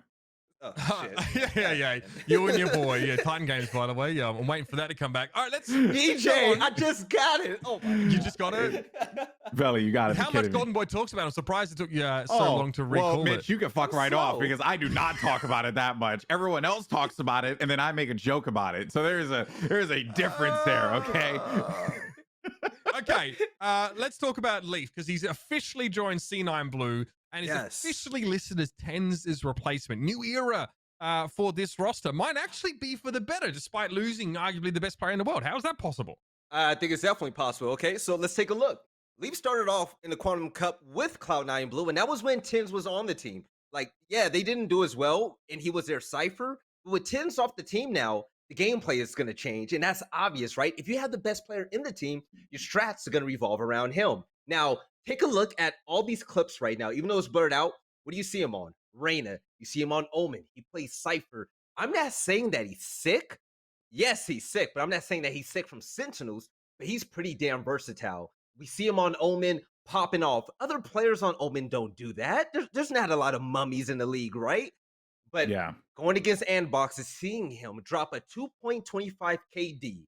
That was incredible. Andbox, they're not Still bums. lost, by the way. Yeah, they still lost. And Andbox, they're not bums, you know? Leaf isn't even the main duelist on the roster. And even though he can play it, he can help out Mitch and Relics in another supporting role to help this team play better. I think in the long term, you know what? I made fun of Cloud9 on the last show, but realistically speaking, after seeing the way Sunny/Zeta played and seeing how Leaf can pop off, this team has potential. They're going to be way more team-oriented, and they won't have to rely on Michael Jordan of Valorant to, you know, pop off and kill the LeBron James of Valorant to, you know, put up crazy stats. They can play as a team now, and that might make them play better because there's a lot more on their shoulders where they have to pop off in order to win. They can't just sit back and say 10's kill. I think he's more the Allen Iverson of Valorant because he's good, but he didn't win. And that's why I took back to Michael Like the Jordan. Drew Brees You're right. of Valorant. You I take know. back to I realized what I said. So AI is definitely there. You know, though, of all that with the Leaf edition, what interests me more is the Zeta move, because I know that things are going slow right now because we literally just had an entire segment about it for getting people internationally here. But I do think that this isn't a new era for this C9. They're turning a new leaf. Okay. Get him out. Get him out. Yep. But what is exciting is that I think that they don't have to worry about that. Setting everything up around tens. This is going to allow Relics a little bit more freedom to do what he needs to do. We know that Mitch is a really good player, and Mitch can cover a lot of bases. So it's going to be very interesting to see how he develops into this duelist role and whether or not he's really going to embrace it the way that he needs to. But there is some bright spots here, and I'm not gonna. I used to be on the C9 hate team, not like hate, I don't know. Right now, I do feel like C9 they do have some up and up. They have some potential, but again, they've always had potential. They just squandered it every single time. Right. So hopefully this time it's different. But fool me once, shame on you. Fool me twice. I just want to see Maybe. how Zeta Leaf is supposed to be miles better than Shinobi 10s. You know what I mean? Like I'll never really truly understand maybe the rationale behind You won't know. Shinobi. I mean, I don't think 10s understood it either. We never will know. But I'm interested to see if Relics obviously is a really competent Raze player. So that's what I am probably looking forward to. And yeah, Mitch is playing the Jett, right? So how does this team sort of adapt? There are actually a bunch of teams that are making these changes. Also, is another team that's bringing a Korean national over, which is T1. They're actually bringing Spider out, and then he's going to be playing the duelist role on that team. So that's a whole other topic. Good. We might know. I mean, that's just super interesting. So teams are actually making these sort of role changes right now. But another team that makes a really interesting and big roster change is Gen G, right? We saw player one depart the team confusingly because I never really understood. There was no glaring signs of underperformance, but they bring Kusta in from their Counter-Strike team. Kusta, oh my god, I think he began his CS career at the top level with CLG, God knows how long ago, and he started off as an AWPer, right? That was what he did, and he actually moved to being a rifler. He sort of went away from that AWPer role and actually became vastly better, arguably, as a result. So Kusta joins here. What does this mean for Gen G, if anything at all? Not much. Honestly, I don't really feel like this is going to have that much of an impact. The problem isn't the players on Gen G. It's the way that Gen G just plays the game. They have a way that they are set in, and I don't know. I'm just not quite. Can they shake them out of that way? I don't know. Maybe they're like it could happen, but I'm still like not really sold on it. And I was really big on this team. I always felt like this was a squad that they would win the big one, right? Yeah, they did walk away with one win. I believe. Really? I think it was the.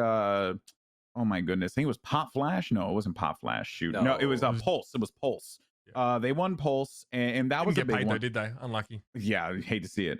But and then from there, it's really just been a series of meh performances besides Pittsburgh Knights Invitational, which I'm almost certain that tournament doesn't count because everything that happened at that event got immediately erased at the FaZe Clan Invitational. GB James.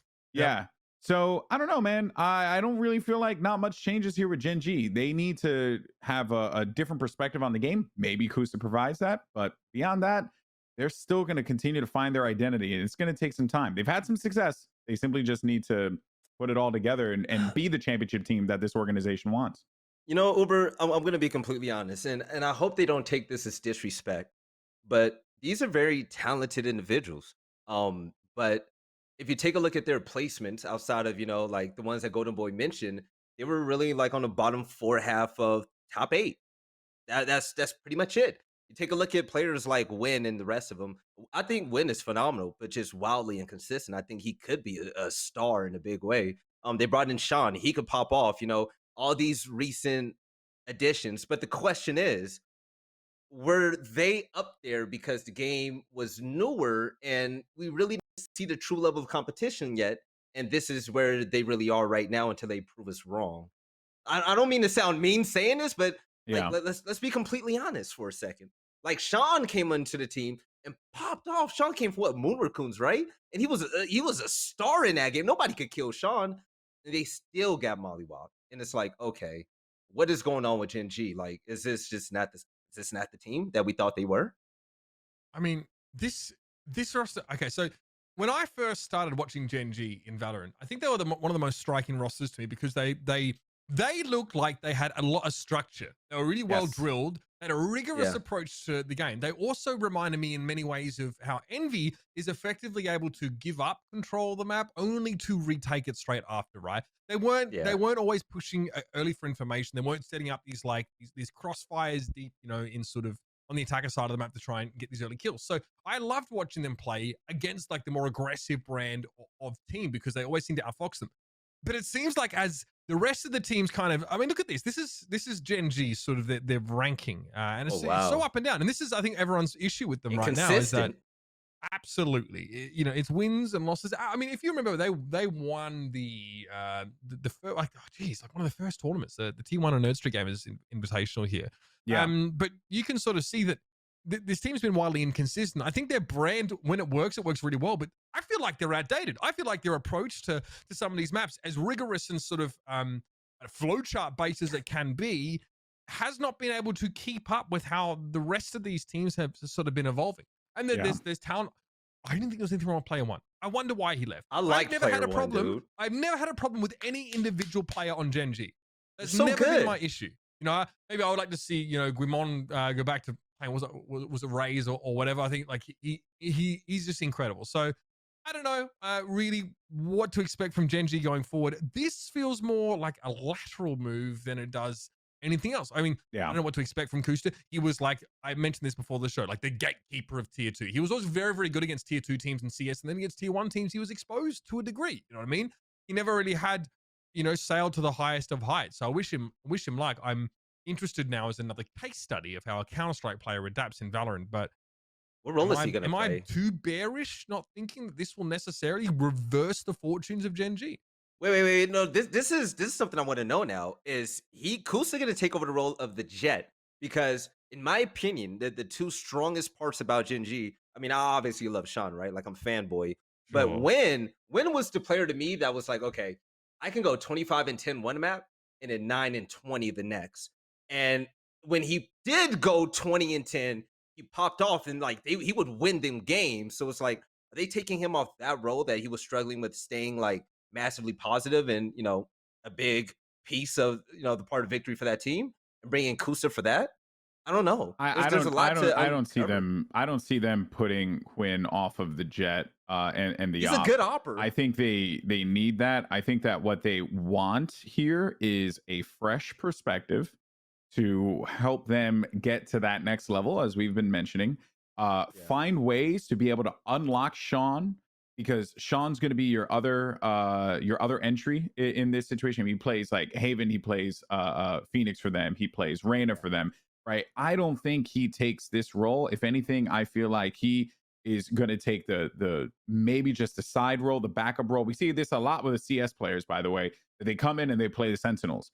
They'll play the Cypher, or they'll play the Killjoy, maybe even the Sage, because they can play those corners. They can play that slower style if they need to. They can rely on that utility when it presents itself, because that's the gap that's currently going to be left open. Now the question remains, though, like maybe if Sage becomes more prominent, perhaps that could change, and Hwyn holds on to the Sage more often. I just don't really know, but I do not see them replacing their duelist right now, and putting Kusa in that spot. I think he's just going to be the solid hand that's just going to bring a fresh perspective to the team and be able to allow players like Hwyn and Sean to shine more, because right now that's what their roster is set around. It's those guys performing, and when they don't perform well, they struggle, clearly. This has just been released. We're going back a little bit here, but I just want to point out that we saw an announcement from Cloud9 that Autumn is actually coming on board as head coach. This is interesting. Before this, it was James IRL, and he coached Cloud9 CS team. The guy, I mean, I thought he was very solid. Don't know how he was in the team, but TLD, obviously Robin is coming in as GM now. I know Robin very well from his operations with the London Spitfire, but Autumn was the coach of C9 Korea.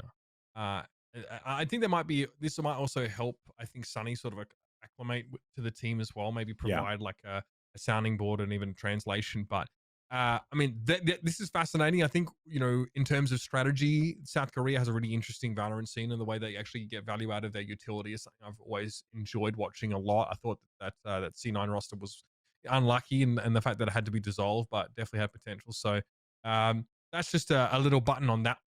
We've got one more team, guys, to discuss here. We're not like other podcasts. We're not going to spend 2 hours on this because it's been done to death. But 100 Thieves make some big changes here. First of all, we know Fraud left. That was that was T1. Excuse me. 100 Thieves, obviously they had Frost as their coach, or rather promote Frost.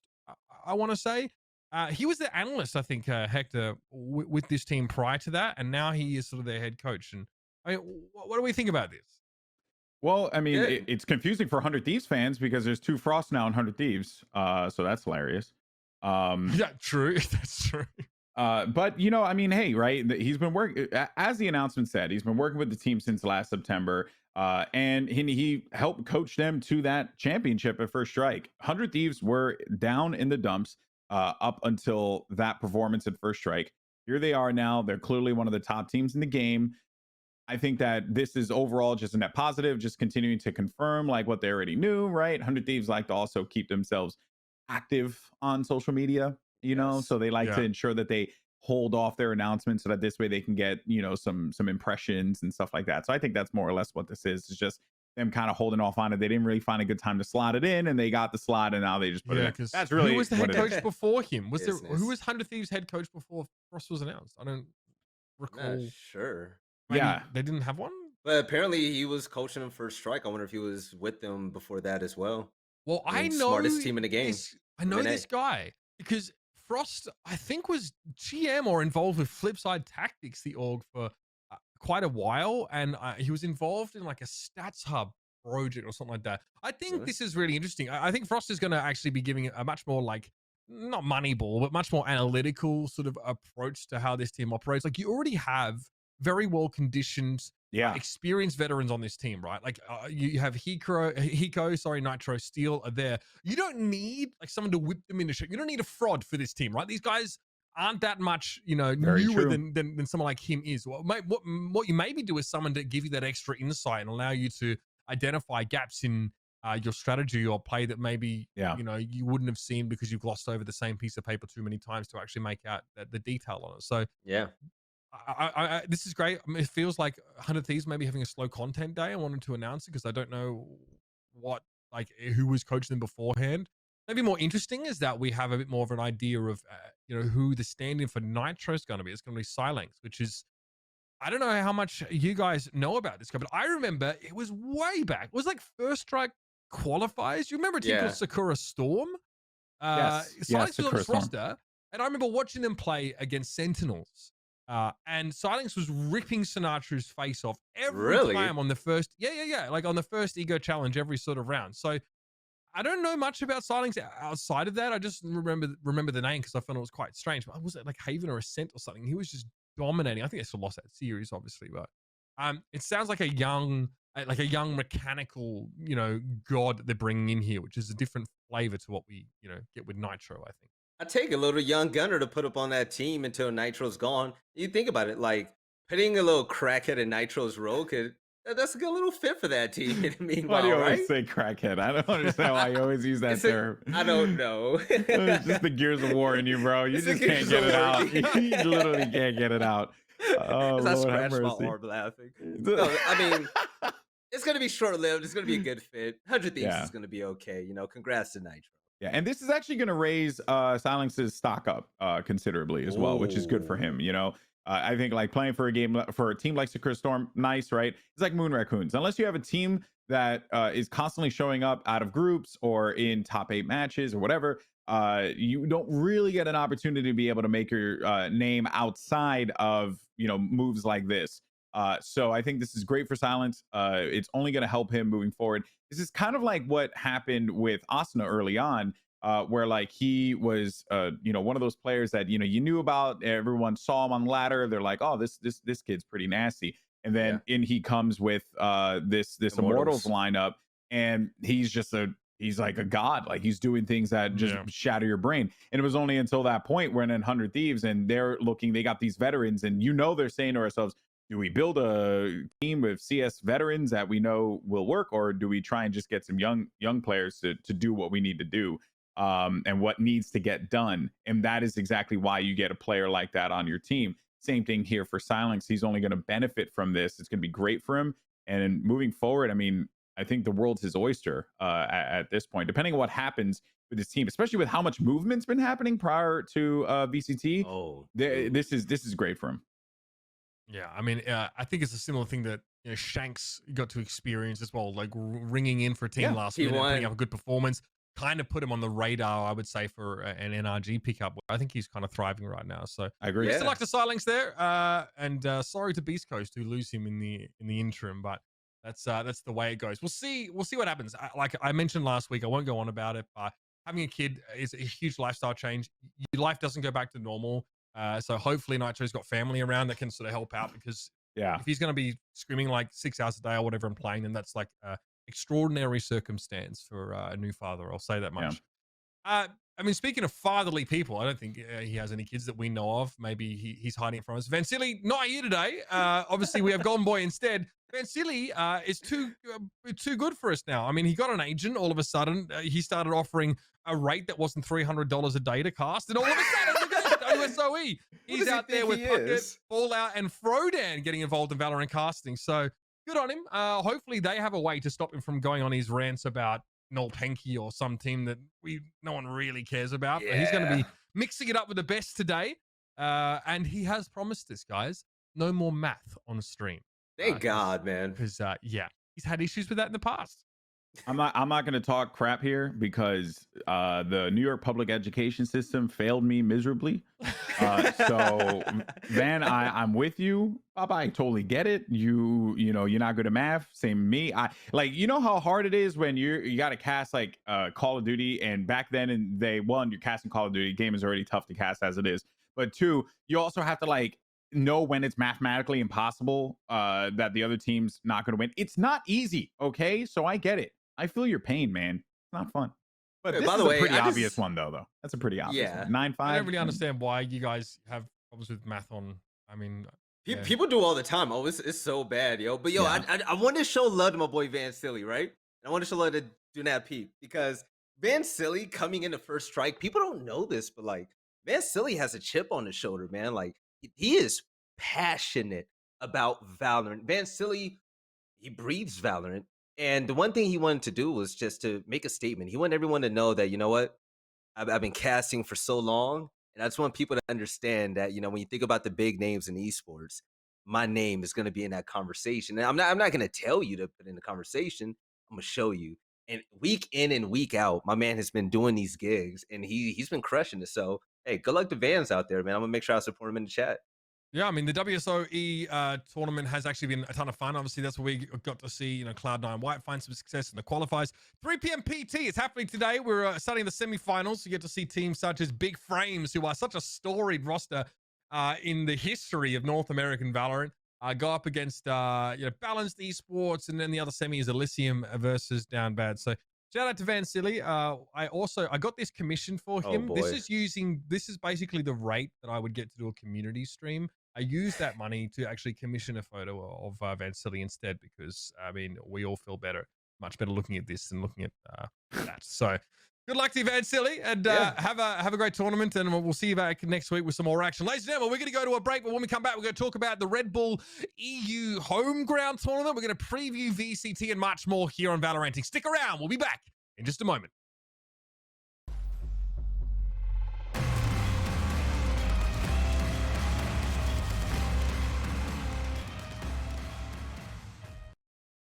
Welcome back, ladies and gentlemen, to Valoranting. Now, into the meat and potatoes of this week's episode, because we have some fantastic Valorant esports right around the corner. Let's start with the Red Bull European Tournament. This is something that excites me for multiple reasons. Before we get there, though, newsflash. North American Pro still has a hard time in Valorant ranked. Thank you very much. And evermore, you better believe he's still engaging with angry pro players. Unreal. This guy deserves a purple heart for this. Unbelievable.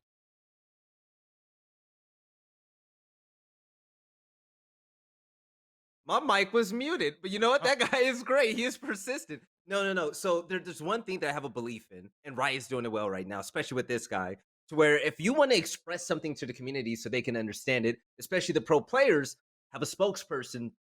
Gandhi does it for Rogue Company, and it is amazing. And the fact that you're seeing Riot New and this guy and everyone else doing the same is great. But I want to know what those changes are. Yeah, he's teased him. Obviously, they've been paying a lot of attention to these less than subtle outbursts from professional players. So, big shout out to everybody working behind the scenes, just trying to make ranked a better place so Sabrosa doesn't have an aneurysm. The EU tournament happening in obviously via Red Bull is an interesting one. Red Bull, very well known for unique formats and unique takes on tournaments. The home ground tournament is one of those. Now, ironically, just as Europe has a chance to get away from best of ones, every tournament, they get something like this, baby. It's kind of best of three, essentially. We have a bunch of teams come through. We have one team qualify through wildcard. We'll talk about the teams a little bit more because there's a huge announcement that I wanted to sort of talk about here.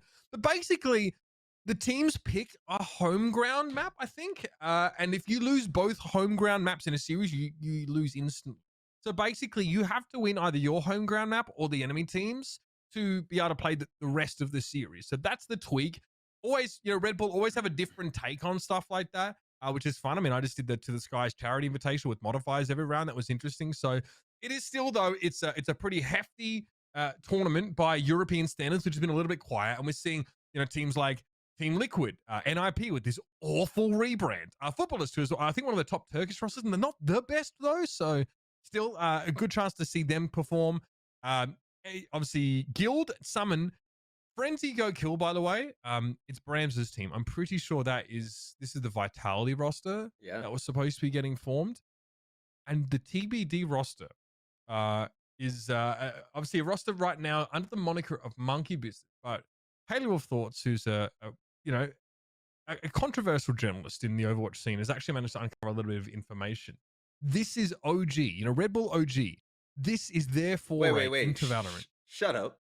Yep. Are you serious? This is why this team's auto qualified as special guests. They're affiliated with Red Bull. OG. Yo! This is going to be OG's roster that features names such as AKM, Element, Onivi, Vic, and Unco. So 3 players that I know from Overwatch. Wait, for real? They've been up to. Yes.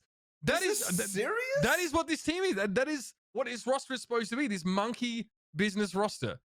This is huge. Really exciting for anyone who's enjoyed, especially watching these guys play Overwatch. And what a huge way to make a splash in the European scene. A new challenger appears. Dude. If this was mentioned earlier, I missed out. This is breaking. This is breaking. Valorant, you guys fucking crushing it. Holy I'm speechless. Yeah, that actually is that's pretty exciting. I'm a little thrown off by that, genuinely. And also it was funny too because Tavik was in the chat. So that was that was also really great. Wait, so we could have an OG and G2 rivalry? What? Like just the numbers that this game could point out. And Europe needed this. Europe needed this. We've been saying that for a while on this show, especially. And just thinking about the Orgalists in Valorant already. Who's not here at this point? Everyone's here. Fnatic. Yeah. They're going to be coming, maybe. Anyway, I mentioned obviously that Brams roster. I mean, I'm not saying that is Team Vitality, but I know that Brams was the first player picked up for Team Vitality, and he's probably trialing with a bunch of other players right now. So yes, they are going to make their foray in. So finally, Europe a little bit slower than the rest, but they're making their way in. The tournament itself, though, is pretty sick. So it's like $32,000 on the line. So put this in perspective. We had the marathon, NSG Winter Championships, right? That was 20K. So this is outside of a directly Riot operated sanctioned event. This is an extremely healthy prize pool. Now there's a slight modifier, but this is where we are going to get to see again a lot of these top European teams duke it out. I want to see what Guild looks like now with Safe, sort of officially joining that roster. Obviously, Summon FC, there's a lot to be excited for. They'll be taking on this monkey business roster first. And, I don't know if really that team has been making huge waves in the scene yet. But, I mean, this is their chance to really put it all out there. I don't even want to watch the NIP game because I'm so upset about their rebrand. I think it's absolutely... Oh, yeah, no, that thing offends the eyes. Like, I said this when we were in rehearsal. It just seems like someone was like, hey, I jog at night and I want to wear NIP gear. What's the best color? Lime green. Why would you do that? Highlighter? I don't get it. It doesn't make any sense to me. I did want to comment on something though regarding how there it is. Allow yourself to be offended. I wanted to comment on the teams that are investing into Valorant right now, because what you're seeing is something very interesting. I like, if I'm correct, what was it? 100 Thieves had a really big sponsor recently. I'll say it was Verizon, I think. And Possibly, yeah. and it was purely because of their Valorant roster. You're seeing a lot of traction in North America, and also you're going to start seeing it more in Europe, and you also had Japan. Like it's very clear that this game this year it's going to be massive. I mean, can we not? That's like nuts. I mean, look at that. Right, let me guess. He cuts him up. It's Genji. There Yeah. it is. Oh wait, I'm pretty sure I've seen this in Demon Slayer. Okay. Yeah, and You know what they? Sorry, God I don't want bless. to interrupt. Wait, No, which is you're better? fine. The logo or the Nursery Gamer pictures? Well, I'm not bad going to buy. I mean, the don't logo know. is worse because we know the budget for the NIP rebrand must have been vastly higher. They said like their inspiration is katakana, the form of writing in Japanese. For those that don't know, katakana is used in Japanese to write words that are not Japanese. So I think that's so fitting because there is nothing Japanese about about a roster from Sweden changing from these really nice royal golds, like a little bit of shuriken, I get that, to whatever this is. I don't see how katakana is really enshrined in their logo at all. Yeah. And also, ninjas. katakana is a way of Japanese people sort of writing. It's not kanji. Kanji is actually, kanji's not for foreign things. Kanji's it's a whole different story. Katakana is used specifically for words that did not originate in the Japanese language. It looks vastly different. It's a different alphabet.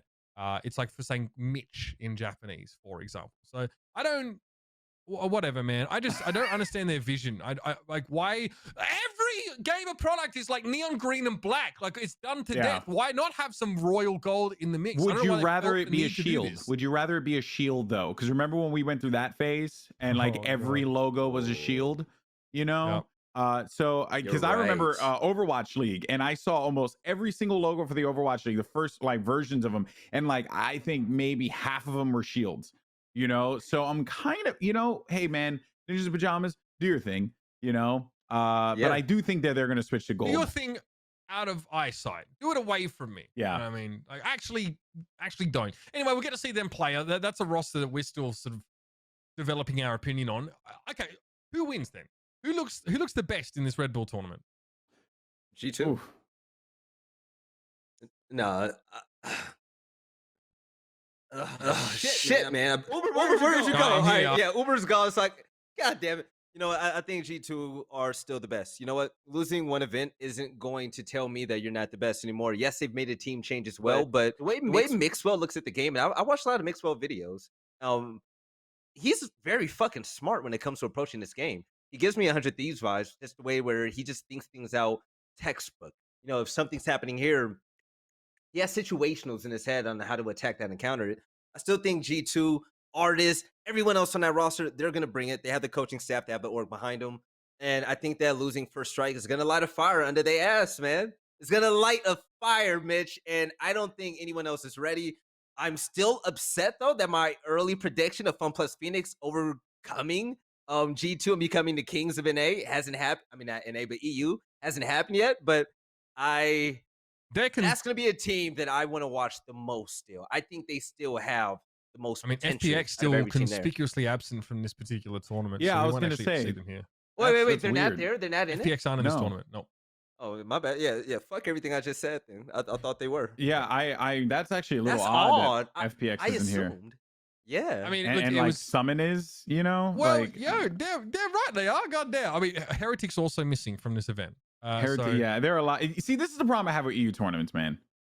Is that you have too many invitationals, and there's just not enough opportunity to be able to see all these teams play against each other. Summon beat FunPlus, bro. I don't care about that. My issue is maybe that Heretics are. Yeah, but that was just like that was a weird. Yeah, game, Heretics though. either. I noticed Heretics, but not FunPlus. I was like, okay. I don't know, man. Summon beat FunPlus, but I'm still not sold on Summon. Maybe that makes me a bad person. I think don't they're know. gonna win this. I'm not sold on them. Or Footballers are gonna win this. I think Turkish teams are actually insane, and I don't even think Footballers is the best Turkish team out there. So that region is actually. I mean, game out, yeah. Yeah, I mean, we were. Was it Nolpenki that CNED was playing on and stuff like that? Like, I don't know. I think they've got some serious talent in there. Also, Guild is really interesting roster now because you have the. That's the team that got banned, right? Liquid.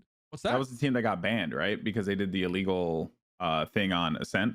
Yes, I think there was a problem with like Killjoy mollies or something. I think they did a wall, or no, they did something. It was the wall. No, Yeah. there was a team recently that had to forfeit. It was in a Spanish league against Giants that used a lockdown that was in like outside the tree courtyard on Ascent that was like in midair or something like that. Yeah. I mean, this is the roster with Yassine and Safe. Right, Yassine's obviously a fantastic personality. Also, Draken of previous NIP Counter-Strike fame.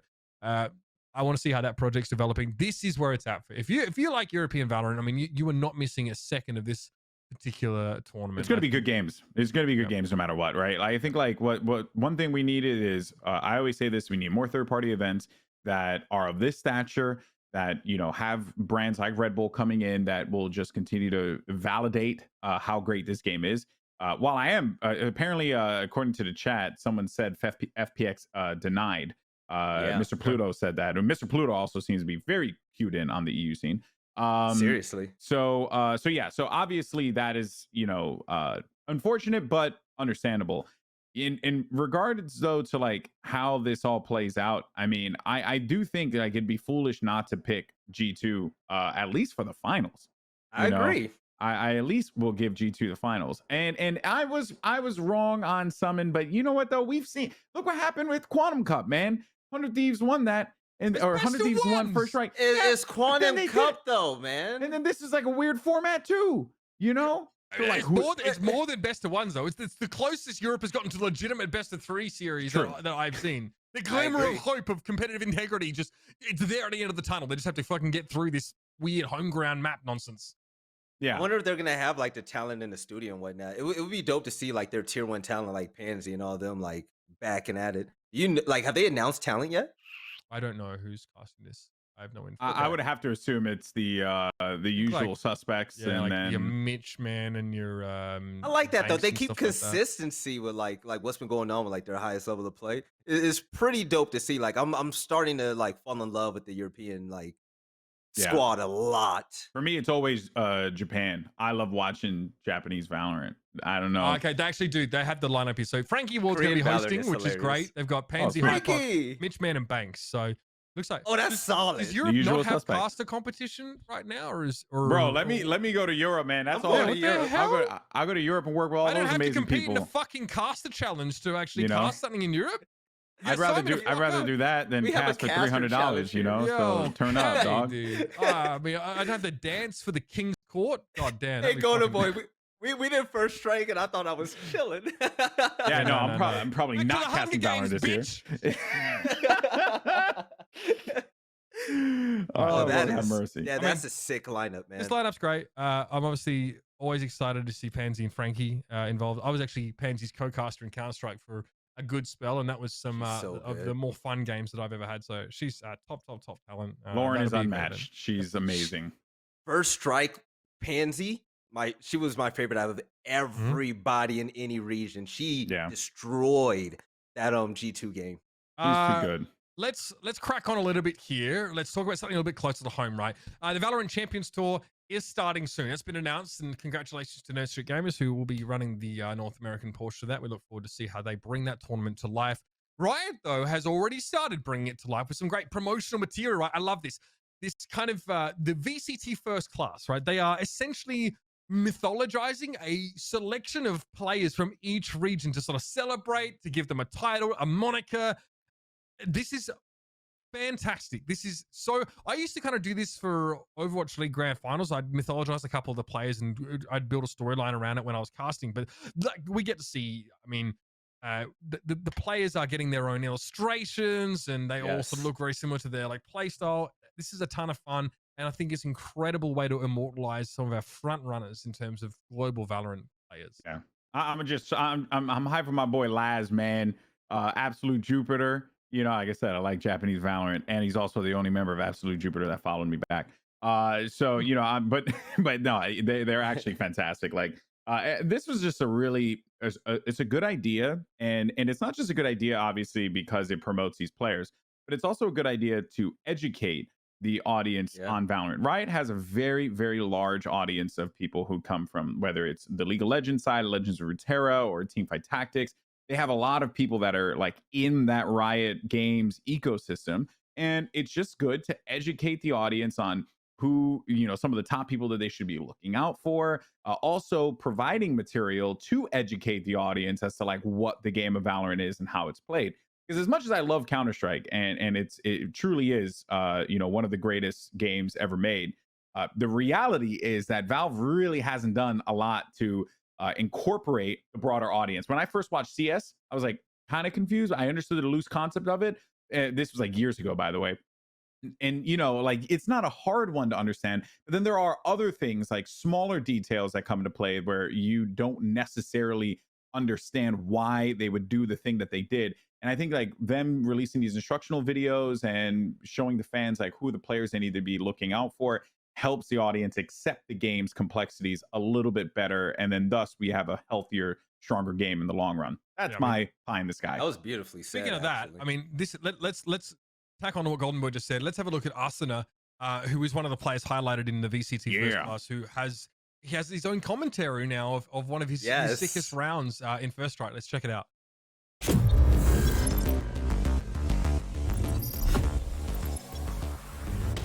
Hey guys, it's also from 100 Thieves. I'm the entry fragger / duelist on the team. For this highlight, it's my ace against TSM on Bind in the grand finals of NA First Strike. What was going through my mind during that is it was really tense. It was 9-7 and it was our own map pick. It was really stressful for me since I'm like a new player, so to say, and I kind of had to prove myself. I wasn't doing so well up until then, and Steel, my IGL, made a good call. He made sure that I would have good use of my ultimate during the round, and me and Nitro had a good use of our abilities there. They were Omen blind, and I got a nice little 3k and eventually the ace, but it wouldn't have been possible without Nitro and the Omen blind at the end. He knows he's here, so very close.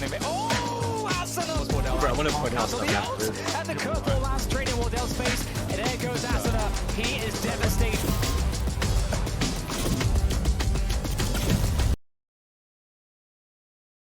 All right, so there's a part of that video that a lot of people might have missed. They probably saw it and said, oh, cool, they gave him a nickname. It goes way further than that to me. It said Asuna the Flare. Now, you look up the definition of Flare, right? It's basically someone who is just fucking incredible at doing something or being a playmaker. They have a different style than everyone else. But you take a look at the rest of the VCT class, and everyone else has their own agent. So it looks like Riot is creating these storylines and creating these superstars saying, look, this is Asuna. This is your first Valorant champion. What makes him special? Man has flair. He plays his game unlike a lot of other people out there, and he's wildly aggressive. Let's highlight him getting an ace and just being mad aggressive. Riot is, if you look at any type of sport, basketball, football, we have nicknames for these stars, man, that describes their play style and why they dominate the game they do. You take a look at Asuna now, and they created that. What is that going to do? More eyes are going to come in. The newer guys are going to want to come in and want to play like him. Now you have personalities to add on to these play styles. Riot's doing it right when it comes to this esports thing, man, especially with this content game for Valorant. I love it. I want to see the rest of VCT. And hopefully whenever they show off the Cypher plays and everyone else, they inform the audience the right way to play if they want to play like that specific star on the screen. It's beautiful, man. This is something that's just different from any other esport that I've been in. I just love, the way that they kind of create a mythos. Did that sound stupid? Around, around these kind of characters. I like that. I think it's sick. Okay. I think it's something we sort of actually wanted to do a little bit in Overwatch, but wasn't really the direction we ended up going in the end. But the way That excites me. Let's talk about the format, right? Because obviously there are a lot of teams competing in challenges. Essentially, you want to get into the challenges final, but weekend 1 just seeds you into challenges weekend 2, and then in weekends 2 and 3. There'll be players that have been seeded from the previous week and players that have gotten into said weekend from an open qualifier. They can beat, and then the top teams from the Challenger finals, they get into Masters. So you can actually see what you need to get here on the right-hand side. So for NA, you need to be top 3 in the Challenger finals. And wow, finally, a bronze match is actually going to mean something. But there's 3 slots from NA. So it's all sort of laid out here. And again, take notice, no Oceanic sort of slots here. They are considered to be part of North America. There's Southeast Asia, but that does not include Australia and New Zealand as well. OS teams will have qualification path through NA events. It says there in the subtext. So that ties into what we were talking about earlier on. So a lot of games over 6 weeks. We're going to be seeing these matches, which is fantastic. Single elimination, best of 3. We'll see there's map bans, there's side selection, all tournament rules probably get put together by No Street Gamers, but they already have a history of putting together these really solid tournaments. So I'm excited for that. What I'm more interested in, I want to see the production value. I want to see how this is a step up from your weeklies or your monthlies. I want to see something different here. Obviously, please. I don't know how talent is going to get involved or what kind of shoulder content there's going to be. Maybe we need to temper our expectations a little bit, but I am hoping that this is a step up. What? Yo. We had Pop Flash. Pop Flash was phenomenal. I love Pop Flash to death. How they had everyone on the couches chopping it up. My man Lex making hot takes. The casting. Goldenboy, you were there. It was great, man. I did participate. Yes. Right. And then we did First Strike.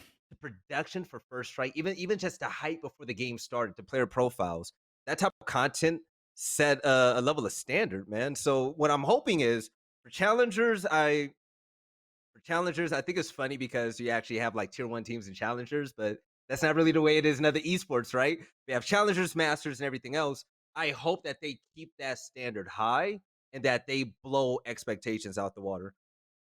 Yeah, I think it's important for the scene. I think that obviously a lot of these teams will graduate from challenges, and end up circulating in masters, and challenges maybe eventually ends up being a bit more of like an open path or like maybe a tier 2 kind of thing. But for now, everybody is that tier, right? So we actually, it's called challenges, but we really get to see the very best teams compete there. And I've seen the list, I've seen the roster, right? There's some insane teams. 128 teams registered for NA to try and get seeded into week number 2. And there's some really sick rosters there. You can already see it, right? Anbox already up the top there.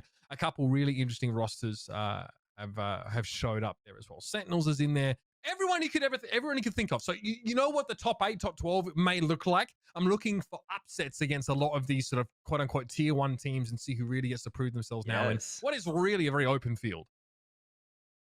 Oh, it's definitely. I'm sorry. I'm like looking through all the team lists. You know what I was thinking of this whole time? I was thinking, who are the players that are low key on these teams that are swapping over from other games? You know what's happening, Mitch. You know it's happening. Yep. Why not? Now there's a real reason for those people to sort of compete. United's in there. Gen G, we're going to get to see a little bit more from them. USRB Esports. Let's go. Yep. They're involved. That's let's happening. get it. tons of rosters that I know about. C9 White is in the mix there. FaZe Clan, of course, will be turning up. So we want to see what they've been working on, as they, you know, previously maybe a little bit more one-dimensional than a lot of these other rosters. Spot Up is going to be in there, featuring players like Trill from ex-Overwatch League fame. Obviously, Rise Nation. We got to talk a few weeks back to DeBears, who's sort of running that team. Dignitas is in there. Carpe Noctem also as a team worth looking at.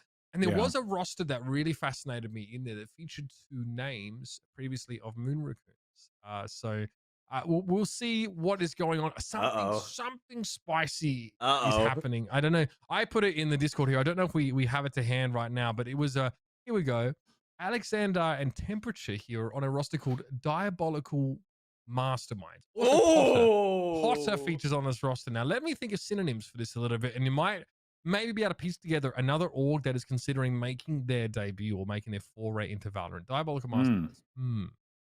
I wonder who could that be. Is Potter going to play? Because she was a fantastic player, or rather is, or, you know, will she be in a coaching capacity? Who knows? But, you know, could even be a co-ed team, which is really cool. Actually, I find that really exciting. So yeah, there is, like, take a pick. There are a billion reasons to watch the VCT coming up. It's going to be very, very hype. These next few weeks of Valorant are going to be so good.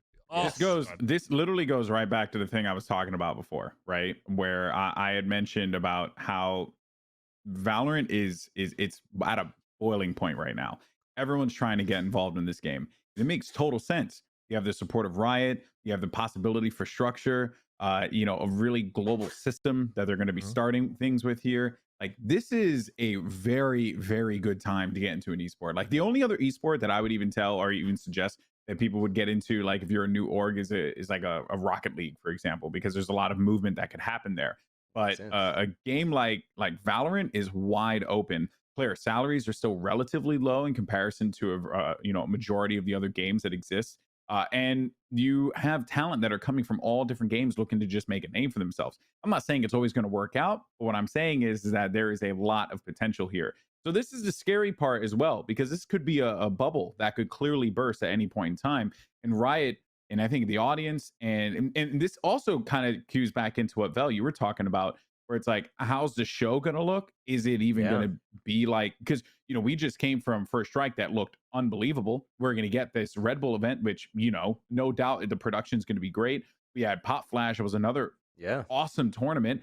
You know, are we just gonna get, you know, same old, right? Like, I really hope that is not the case, because then people could kind of get the wrong impression and be like, well, you know, it's not that great. It's okay. It's fun to watch. But, you know, I mean, in the age of COVID commentary and where we are in COVID productions, it's hard to... May not be nearly as compelling.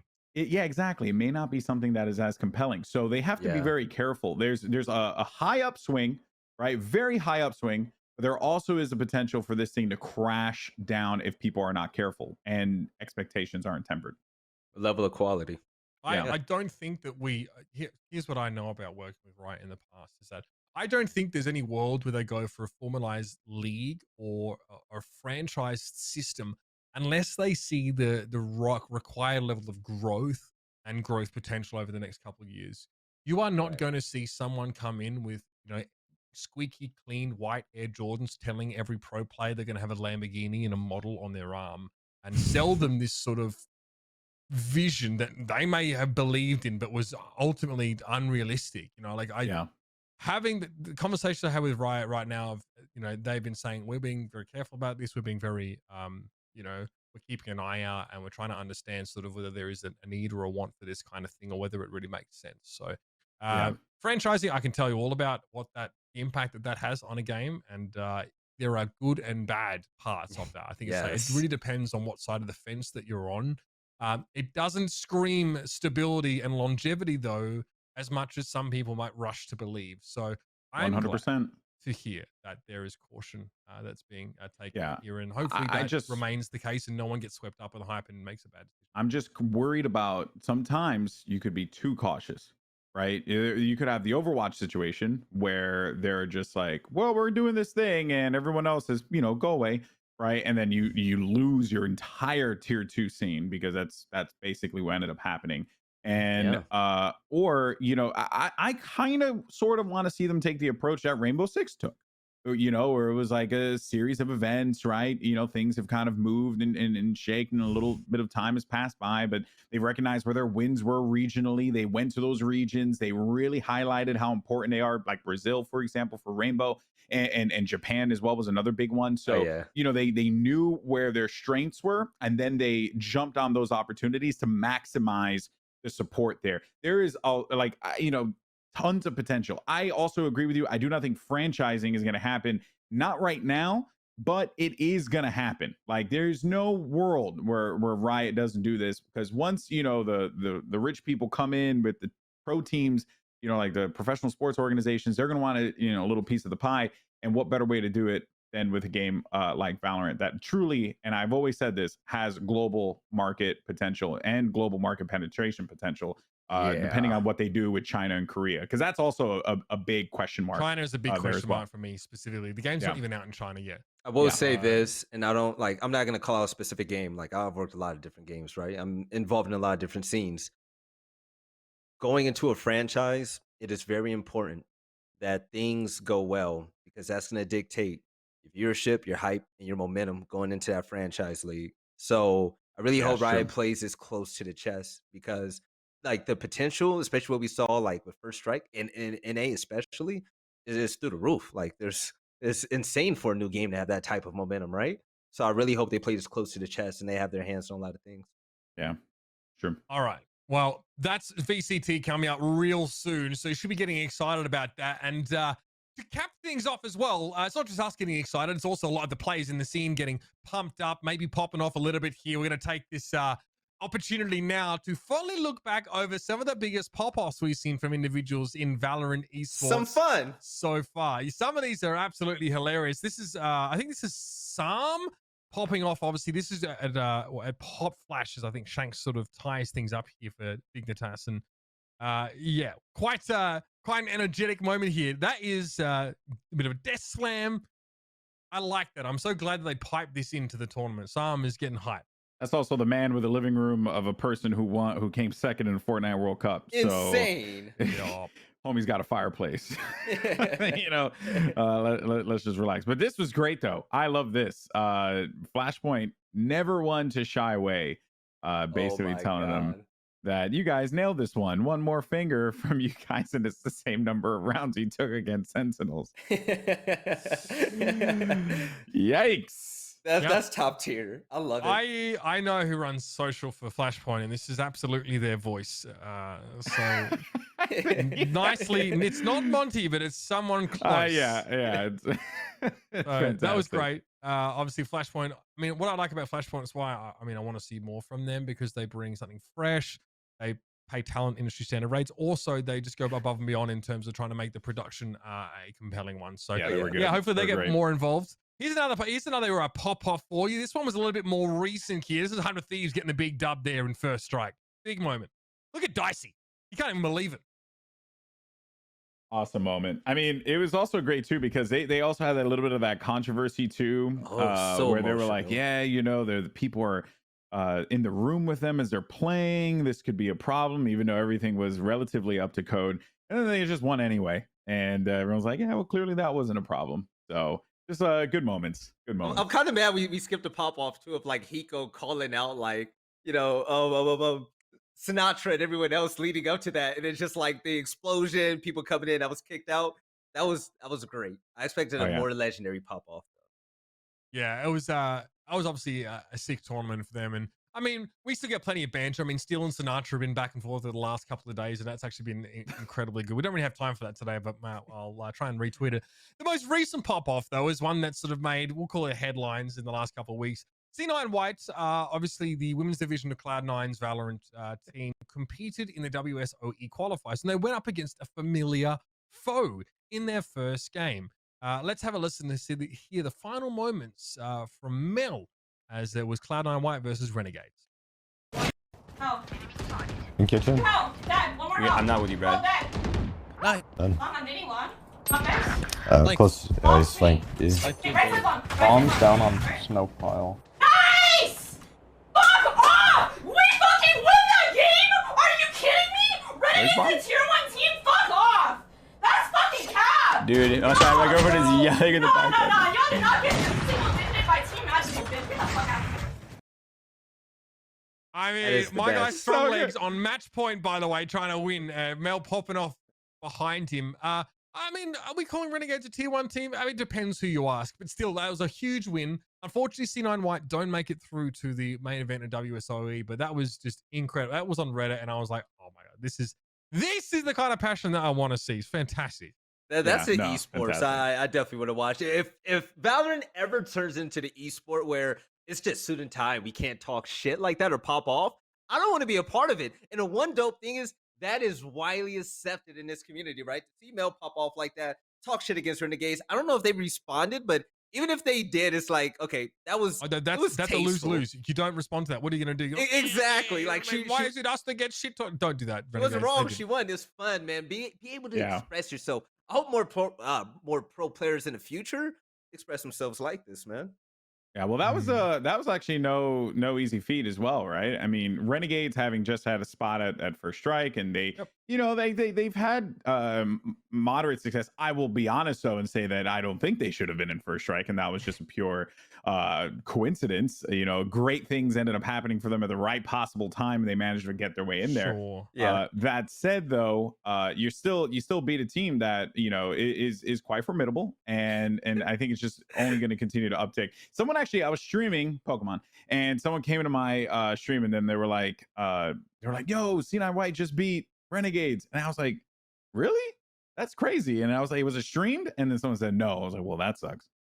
So you know, that was the unfortunate stuff there, but yeah, it's just great to see that. That's legendary. You know what that moment reminds me of, Goldenboy? I feel like it's Valorant's version of it. Remember when Dark Vegito and his team beat Straight Rippin', and he got on the chair and smacked his ass? That's literally Mel against like Renegades aren't Straight Rippin', but you know what I mean, right? Yeah. I know the exact moment you're talking about, but no one else knows because we come from console, and that's why. No, sorry Fucking guys. old. Yeah, y'all obscure. I just like the J Rush pointed out in chat. I like the narrative as well as Cloud9 White avenging the Cloud9 Blue roster who did lose to that Renegades team. So that's great. I mean, I'm just looking forward to seeing more from them over the coming weeks, and we'll hopefully be here. I'm sure we will to talk about it unless Riot cancels it, which they won't. Even though I like to shit talk TOs, fine, they'll keep it here because you know we look good.